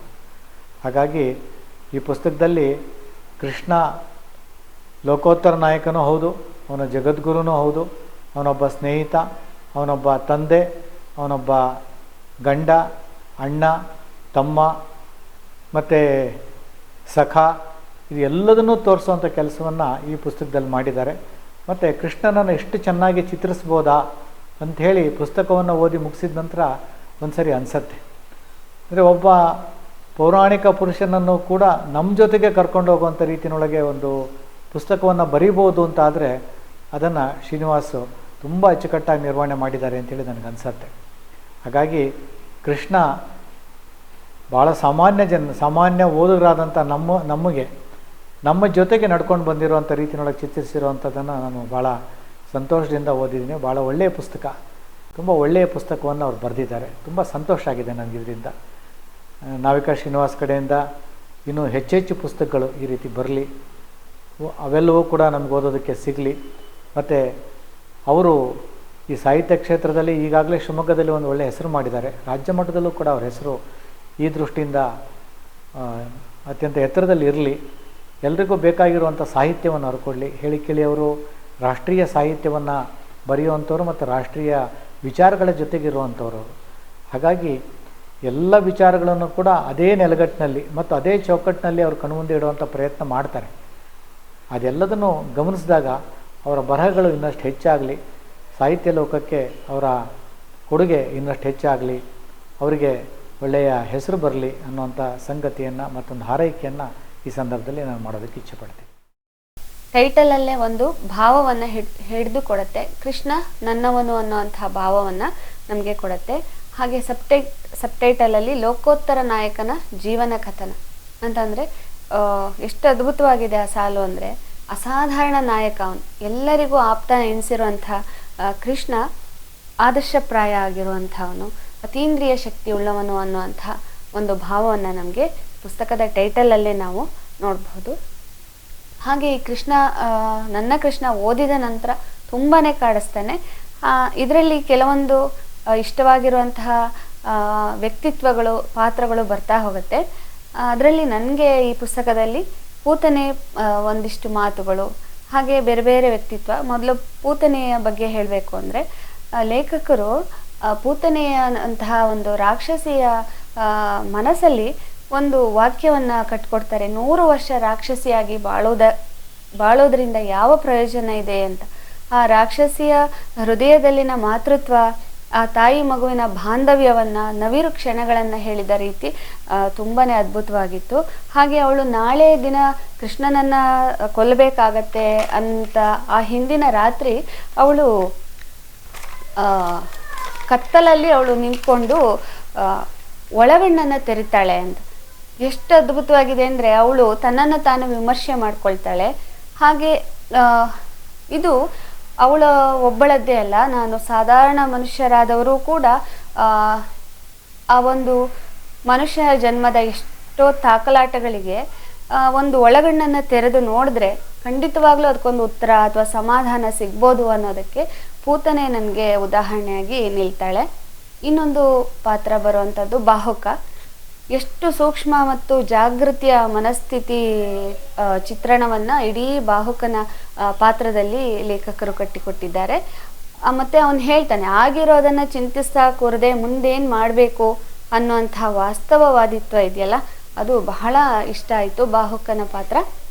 ಹಾಗೆ ನಂತರ ಅಕ್ರೂರನ ಸ್ಥಿತಪ್ರಜ್ಞತ್ವ, ರಾಜನಿಷ್ಠೆ, ಕರ್ತವ್ಯ ಪಾಲನೆ, ಅವನ ಒಂದು ಅಂತರಾತ್ಮದ ವಿಮರ್ಶೆ ಬಹಳ ಅದ್ಭುತವಾಗಿ ಹೇಳಿದ್ದಾರೆ. ಅದರಲ್ಲಿ ಬಹುತೇಕ ನಮ್ಮ ನಡುವೆ, ನಮ್ಮ ಜೀವನದಲ್ಲೂ ನಡೆಯುವಂತಹ ಘಟನೆಗಳಿಗೆಲ್ಲ ಜನ್ಮಾಂತರದಿಂದ ನಾವು ಮಾಡಿರುವಂತಹ ಕರ್ಮ ಫಲಗಳು, ಅದು ಒಳ್ಳೆಯದಾಗಿರ್ಬೋದು ಕೆಟ್ಟದಾಗಿರ್ಬೋದು, ಆ ಒಂದು ಫಲಗಳ ಲೆಕ್ಕಾಚಾರವೇ ಈಗ ನಾವು ಅನುಭವಿಸ್ತೀವಿ ಅನ್ನೋದನ್ನು, ಹಾಗೂ ಅದರಿಂದಲೇ ನಮಗೆ ಯಾವುದೇ ಒಂದು ಪರಿಸ್ಥಿತಿ, ಅದು ಕೆಟ್ಟವರ ಜೊತೆ ಇದ್ದಾಗ ಆಗಿರ್ಬೋದು ಅಥವಾ ನಮ್ಮನ್ನು ದ್ವೇಷಿಸುವವರಲ್ಲಿ ನಾವು ಕಾಣುವಂತಹ ಒಳ್ಳೆಯ ಭಾವ ಆಗಿರ್ಬೋದು, ಅದೆಲ್ಲವನ್ನು ಕ್ರೂರನ ಒಂದು ಪಾತ್ರದಲ್ಲಿ ಲೇಖಕರು ಕಟ್ಟಿಕೊಡ್ತಾರೆ. ಹಾಗೆ ಎಂತಹ ಪರಿಸ್ಥಿತಿಯಲ್ಲಿದ್ದರೂ ನಾವು ನಿರಾಳ ಆಗಿ ಹೇಗಿರ್ಬೋದು ಅನ್ನೋದಕ್ಕೆ ಅಕ್ರೂರನ ವ್ಯಕ್ತಿತ್ವ ನಮಗೆ ತೋರಿಸ್ಕೊಡತ್ತೆ. ಮತ್ತು ಅವನು ಕೃಷ್ಣನ ಒಡನಾಟವನ್ನು ಕಲ್ಪಿಸಿಕೊಟ್ಟಿದ್ದಕ್ಕಾಗಿ ಕಂಸನಿಗೆ ಎಷ್ಟು ಚೆನ್ನಾಗಿ ಅವನು ಸ್ಮರಣೆ ಮಾಡ್ಕೋತಾನೆ, ಎಷ್ಟು ಧನ್ಯವಾದ ಹೇಳ್ತಾನೆ, ಅದೆಲ್ಲವನ್ನ ಒಂದು ಅಕ್ರೂರನ ಪಾತ್ರದಲ್ಲಿ ಕಟ್ಟಿಕೊಟ್ಟಿರುವಂಥದ್ದು ಬಹಳ ಇಷ್ಟ ಆಯಿತು. ಹಾಗೆ ಅಸ್ತ್ರಮಂತ್ರ ಲಾಸ್ಟಲ್ಲಿ ಬರುತ್ತೆ, ಅಸ್ತ್ರಮಂತ್ರ ಸ್ಮರಣೆ ಬರಲ್ಲ ಅಂತ ಅರ್ಜುನ ಹೇಳ್ತಾನೆ. ಹಾಗೆ ಹೇಳುವಾಗ ದ್ರೌಪದಿ ತಣ್ಣಗೆ ಒಂದು ಮಾತನ್ನು ಹೇಳ್ತಾಳೆ, ಕೆಲವು ಬಾರಿ ನೆನಪಿಗೆ ಬಂದರೂ ಪ್ರಯೋಜನ ಆಗುವುದಿಲ್ಲ ಅಂತ. ಅವಳು ಆ ಭಾವವನ್ನು ಹೇಳುವಾಗ ಅದ್ರ ಒಳಗಡೆ ಎಂಥ ಒಂದು, ಹೇಳುವಾಗ ತಣ್ಣಗೆ ಹೇಳ್ತಾಳೆ, ಆದರೆ ಅದ್ರ ಒಳಗಡೆ ಇರುವಂತಹ ಭಾವ, ಅವಳಿಗೆ ಹಿಂದೆ ನಡೆದಂತಹ ವಸ್ತ್ರಾಪಹರಣದ ಕಹಿ ಘಟನೆ ಅವಳ ಹೃದಯದಲ್ಲಿ ಅಂತ್ಯಕಾಲದವರೆಗೂ ಅದು ಸುಡ್ತಾ ಇರುತ್ತೆ ಅನ್ನುವಂಥದ್ದು ಅರ್ಥವನ್ನು ಒಂದು ಸಾಲಲ್ಲಿ ತುಂಬ ಚೆನ್ನಾಗಿ ಹೇಳಿದ್ದಾರೆ. ಹಾಗೆ ಯುಧಿಷ್ಠಿರ ಪ್ರಸ್ಥಾನಕ್ಕೆ ಹೊರಟಿರುವಾಗ ಎಲ್ಲರಿಗೂ ಹೇಳ್ತಾನೆ, ಯಾವ ಮಮಕಾರ ಆಗಿರ್ಬೋದು, ದಾಕ್ಷಿಣ್ಯ ಆಗಿರ್ಬೋದು, ಅವುಗಳಿಗೆ ಒಳಗಾಗಬೇಡಿ, ಮತ್ತು ಯಾರೇ ಬಿದ್ದರು, ಕೂಗಿದ್ರು ನಾವು ನಮ್ಮ ಪಾಡಿಗೆ ನಾವು ಮುಂದೆ ಹೋಗ್ತಾ ಹೋಗಬೇಕು ಅಂತ. ಇಷ್ಟೊಂದು ಆಧ್ಯಾತ್ಮಿಕವಾದ ಸಾರ ಅದರಲ್ಲಿದೆ. ಪರತತ್ವವನ್ನು ಮಾತ್ರ ಸ್ಮರಣೆ ಮಾಡಬೇಕು ಅನ್ನೋದ್ರ ಮೂಲಕ ನಮಗೂ ಕೂಡ ಅದು ಅಪ್ಲೈ ಆಗುತ್ತೆ. ಸಂಸಾರದಲ್ಲಿ ಇದ್ದುಕೊಂಡು ಕೂಡ ಅಂಟಿಯೂ ಅಂಟದಂತೆ ಇರಬೇಕು ಅನ್ನೋದಕ್ಕೆ ಆ ಯುಧಿಷ್ಠಿರನ ಮಾತುಗಳು ನಮಗೆ ಹೇಳುತ್ತೆ. ಹಾಗೆ ಉದ್ಭವ, ಕೃಷ್ಣ ಪಾಂಡವರನ್ನು ಕರೀತಾನೆ, ಪಾಂಡವರೆಲ್ಲ ಹೊರಟು ಹೋಗ್ತಾರೆ, ನಮ್ಮನ್ನಿನ್ನೂ ಕರೆದಿಲ್ಲ, ನಾವು ಅದಕ್ಕಾಗಿ ಕಾಯಬೇಕು ಅಂತ. ಎಷ್ಟು ನಿಜ ಅಲ್ಲ, ಅವನು ಕರೆಯೋವರೆಗೂ ನಾವು ಎಷ್ಟೋ ಜನ ಹೇಳ್ತಾ ಇರ್ತಾರೆ, ಅಯ್ಯೋ ನಮ್ದು ಇನ್ನೂ ಮುಗ್ದಿಲ್ಲ, ಯಾವಾಗ ಕರ್ಕೋತಾನೆ. ಹಾಗಾಗಲ್ಲ, ಅವನು ಯಾವಾಗ ಕರೀತಾನೋ ಆವಾಗ ನಾವು ಹೋಗಬೇಕಾಗತ್ತೆ. ಹೀಗೆ ಪ್ರತಿಯೊಂದು ಪಾತ್ರವೂ ನಮಗೆ ನನ್ನ ಕೃಷ್ಣದಲ್ಲಿ ಕಾಡುತ್ತೆ. ಇದು ಒಂದು ಈ ನನ್ನ ಕೃಷ್ಣ ಪುಸ್ತಕವನ್ನು ಓದಿದಾಗ ನನಗನ್ನಿಸುತ್ತೆ, ನಾವು ಯಾವ ಮನಸ್ಥಿತಿಯಲ್ಲಿ ಇರ್ತೀವೋ ಅದಕ್ಕಿಂತ ಒಂದು ಉನ್ನತವಾದ ಮನಸ್ಥಿತಿಗೆ ನಮ್ಮನ್ನು ಕರೆದೊಯ್ಯುವಂತಹ ಒಂದು ಮೆಟ್ಟಿಲಾಗಿ ನನ್ನ ಕೃಷ್ಣ ನಿಲ್ಲತ್ತೆ ಅನ್ನೋದು ನನ್ನ ಅಭಿಪ್ರಾಯ. ಧನ್ಯವಾದಗಳು. ನಮಸ್ಕಾರ, ನಾನು ಶಿವಮೊಗ್ಗನ ದಿನೇಶ್ ಅಡಿಗ, ಮೈಸೂರು, ನಿವೃತ್ತ ವ್ಯವಸ್ಥಾಪಕ, ಸ್ಟೇಟ್ ಬ್ಯಾಂಕ್ ಆಫ್ ಇಂಡಿಯಾ. ನನ್ನ ಕೃಷ್ಣ ಕೃತಿ ನಾನು ಕಂಡಂತೆ ಶ್ರೀ ಮರೀಚಿ ಶ್ರೀನಿವಾಸನ್ ಅವರ ಇತ್ತೀಚಿನ ಕೃತಿ ನನ್ನ ಕೃಷ್ಣವನ್ನು ಓದುವ ಅವಕಾಶ ನನಗೆ ಸಿಕ್ಕಿತು. ಕೃಷ್ಣ ಸಹಜವಾಗಿಯೇ ಭಾರತ ವರ್ಷ ಕಂಡ ಮಹೋನ್ನತ ಪೌರಾಣಿಕ ವ್ಯಕ್ತಿ. ಇವನ ಕಥೆಯನ್ನು 300 ಪುಟಗಳಿಗೆ ಸೀಮಿತವಾಗಿಯೇ ಸಮಗ್ರವಾಗಿ ರಚಿಸುವುದು ಎಂದರೆ ಸುಲಭದ ಮಾತಲ್ಲ. ಅದರಲ್ಲೂ ಕೃತಿಯ ವ್ಯಕ್ತಿಯ ಬಾಳು ಬದುಕನ್ನು ಯಾವ ಪೂರ್ವಾಗ್ರಹಕ್ಕೂ ಒಳಗಾಗದೆ, ಅವನಲ್ಲಿ ದೈವಿ ಶಕ್ತಿಯನ್ನು ಆರೋಪಿಸದೆ, ಮಾನುಷ ಸ್ವಭಾವವನ್ನೇ ಗುರಿಯನ್ನಾಗಿಸಿಕೊಂಡು ಇಡೀ ಜೀವನದುದ್ದಕ್ಕೂ ತನಗೆ ಎಂದೂ ಏನನ್ನೂ ಮಾಡದೆ ಇಡೀ ಆರ್ಯಾವರ್ತದ ಧರ್ಮ ಸಂರಕ್ಷಣೆಯ ನೊಗವನ್ನು ಹೊತ್ತು ಕಾಲಕಾಲಕ್ಕೆ ಕೈಗೊಂಡ ಸೂಕ್ತ ನಿರ್ಧಾರಗಳು, ಕ್ರಮಗಳು, ಅದಕ್ಕಾಗಿ ಪಾಂಡವರನ್ನು ಮಮ ಸಖಾಹಿ ಪಾಂಡವಾಹ ಎಂದು ಕೊನೆಯವರೆಗೂ ಕೈ ಹಿಡಿದು ನಡೆಸಿ ಧರ್ಮ ಸಂಸ್ಥಾಪನೆಯ ಕೆಲಸವನ್ನು ಸಾಂಗವಾಗಿ ನಡೆಸಿದ ಕೃಷ್ಣ ತನ್ನ ಕುಲದವರಾದ ಯಾದವರನ್ನು ಅವರ ಅನೇಕ ದೌರ್ಬಲ್ಯಗಳ ಹೊರತಾಗಿಯೂ ಸರಿದಾರಿಯಲ್ಲಿ ನಡೆಯಲು ಪ್ರೇರೇಪಿಸಿದ ರೀತಿಯನ್ನು ಲೇಖಕರು ಅಚ್ಚುಕಟ್ಟಾಗಿ ಉಣಬಡಿಸಿದ್ದಾರೆ. ಹಾಗೆ ನೋಡಿದರೆ ಶ್ರೀಕೃಷ್ಣನ ವ್ಯಕ್ತಿತ್ವವನ್ನು ಹೊರಗಿನಿಂದ ಅಳೆಯುವುದು ಕಷ್ಟ ಸಾಧ್ಯವೇ. ಅವನ ದೈವೀ ಸ್ವರೂಪವನ್ನು ಕೊಂಡಾಡಿ, ಅವನ ಬಾಲಲೀಲೆಗಳನ್ನು ಹೊಗಳಿ, ಅವನನ್ನು ಗೋಪಿಲೋಲನಾಗಿ, ರಾಸಕ್ರೀಡೆಗಳಿಗೇ ಸೀಮಿತನಾಗಿ, ದುಷ್ಟ ಸಂಹಾರ, ಶಿಷ್ಟರಕ್ಷಕನಾಗಿ ಹಾಡಿ ಹೊಗಳುವುದರಲ್ಲಿಯೇ ನಮ್ಮ ದಾಸವರಣ್ಯ ಅನೇಕರು ಹಿಂದಿನ ಕವಿಗಳು ಸಾರ್ಥಕತೆಯನ್ನು ಹಂಚಿದವರು. ಕನ್ನಡದಲ್ಲಿ ಕೃಷ್ಣನನ್ನು ಸಾಮಾನ್ಯ ಮಾನವನಾಗಿ ಅಳೆದು ತೂಗುವ ಪ್ರಯತ್ನಗಳು ಬೆರಳಿಕೆಯಲ್ಲಿ ನಡೆದಿರಬಹುದು. ಈ ಕೃತಿಯಲ್ಲೂ ಲೇಖಕರು ಇಡೀ ಕೃಷ್ಣನ ಜೀವನವನ್ನು ಯಾವುದೇ ಭಾವೋದ್ವೇಗಕ್ಕೆ ಒಳಗಾಗದೆ ಸರಳ ಸ್ಪಷ್ಟ ರೂಪದಲ್ಲಿ ಚಿತ್ರಿಸಿದ್ದಾರೆ. ಇಲ್ಲಿಯೂ ಒಂದು ಕೊರತೆ ಕಾಣುವುದು ಪ್ರಮುಖ ಘಟನಾವಳಿಗಳಲ್ಲಿ ಕೃಷ್ಣನ ಅಂತರಂಗದ ತುಮುಲಗಳು, ತುಳಿತಗಳು ಏನಾಗಿದ್ದಿರಬಹುದು ಎಂದು. ಏಕೆಂದರೆ ಕೃಷ್ಣ ಆಯಾ ಸಂದರ್ಭಗಳಿಗೆ ತಕ್ಕಂತೆ ತನ್ನ ವಯಸ್ಸಿಗೂ ಮೀರಿದ, ಆದರೆ ಎಲ್ಲರಿಗೂ ಒಪ್ಪಿತವಾಗದಿದ್ದರೂ ಸೂಕ್ತವಾದ ನಿರ್ಧಾರಗಳನ್ನೇ ಕೈಗೊಂಡ ಬಗ್ಗೆ, ಕಂಸವಧೆ, ಆನಂತರದಲ್ಲಿ ಯಾದವ ಸಿಂಹಾಸನವನ್ನು ನಿರ್ವಹಿಸಿದ ರೀತಿ, ಜರಾಸಂಧನನ್ನು ನಿಗ್ರಹಿಸಲು ಸಮಯ ಸಂದರ್ಭಗಳನ್ನು ಬಳಸಿಕೊಂಡ ರೀತಿ, ಮಥುರೆಯಿಂದ ದ್ವಾರಕೆಗೆ ಯಾದವರನ್ನು ಕರೆತಂದು ಅತ್ತ ಪಾಂಡವರನ್ನೂ ಸಹಿಸಿಕೊಂಡು ಇಡೀ ಆರ್ಯಾವರ್ತದ ಧರ್ಮ ಸಂರಕ್ಷಣೆಯೇ ಭಾರವನ್ನು ಹೊತ್ತು ಕೌರವಾದಿಗಳನ್ನು ನಿಗ್ರಹಿಸಲು ಪಾಂಡವರ ಒಡಗೂಡಿ ಮಹಾಭಾರತ ಯುದ್ಧವನ್ನು ನಿರ್ವಹಿಸಿದ ಬಗೆ, ಕೊನೆಗೆ ಯಾದವ ಕುಲ ತನ್ನದೇ ತಪ್ಪುಗಳಿಂದಾಗಿ ನಾಶಗೊಳ್ಳುವುದನ್ನು ತಪ್ಪಿಸಿಕೊಳ್ಳಲಾಗದ ಅಸಹಾಯ ಕಥೆ ಎಲ್ಲವನ್ನೂ ಲೇಖಕರು ಸಂಕ್ಷಿಪ್ತವಾಗಿ ಅಚ್ಚುಕಟ್ಟಾಗಿ ವಿವರಿಸಿದ್ದಾರೆ.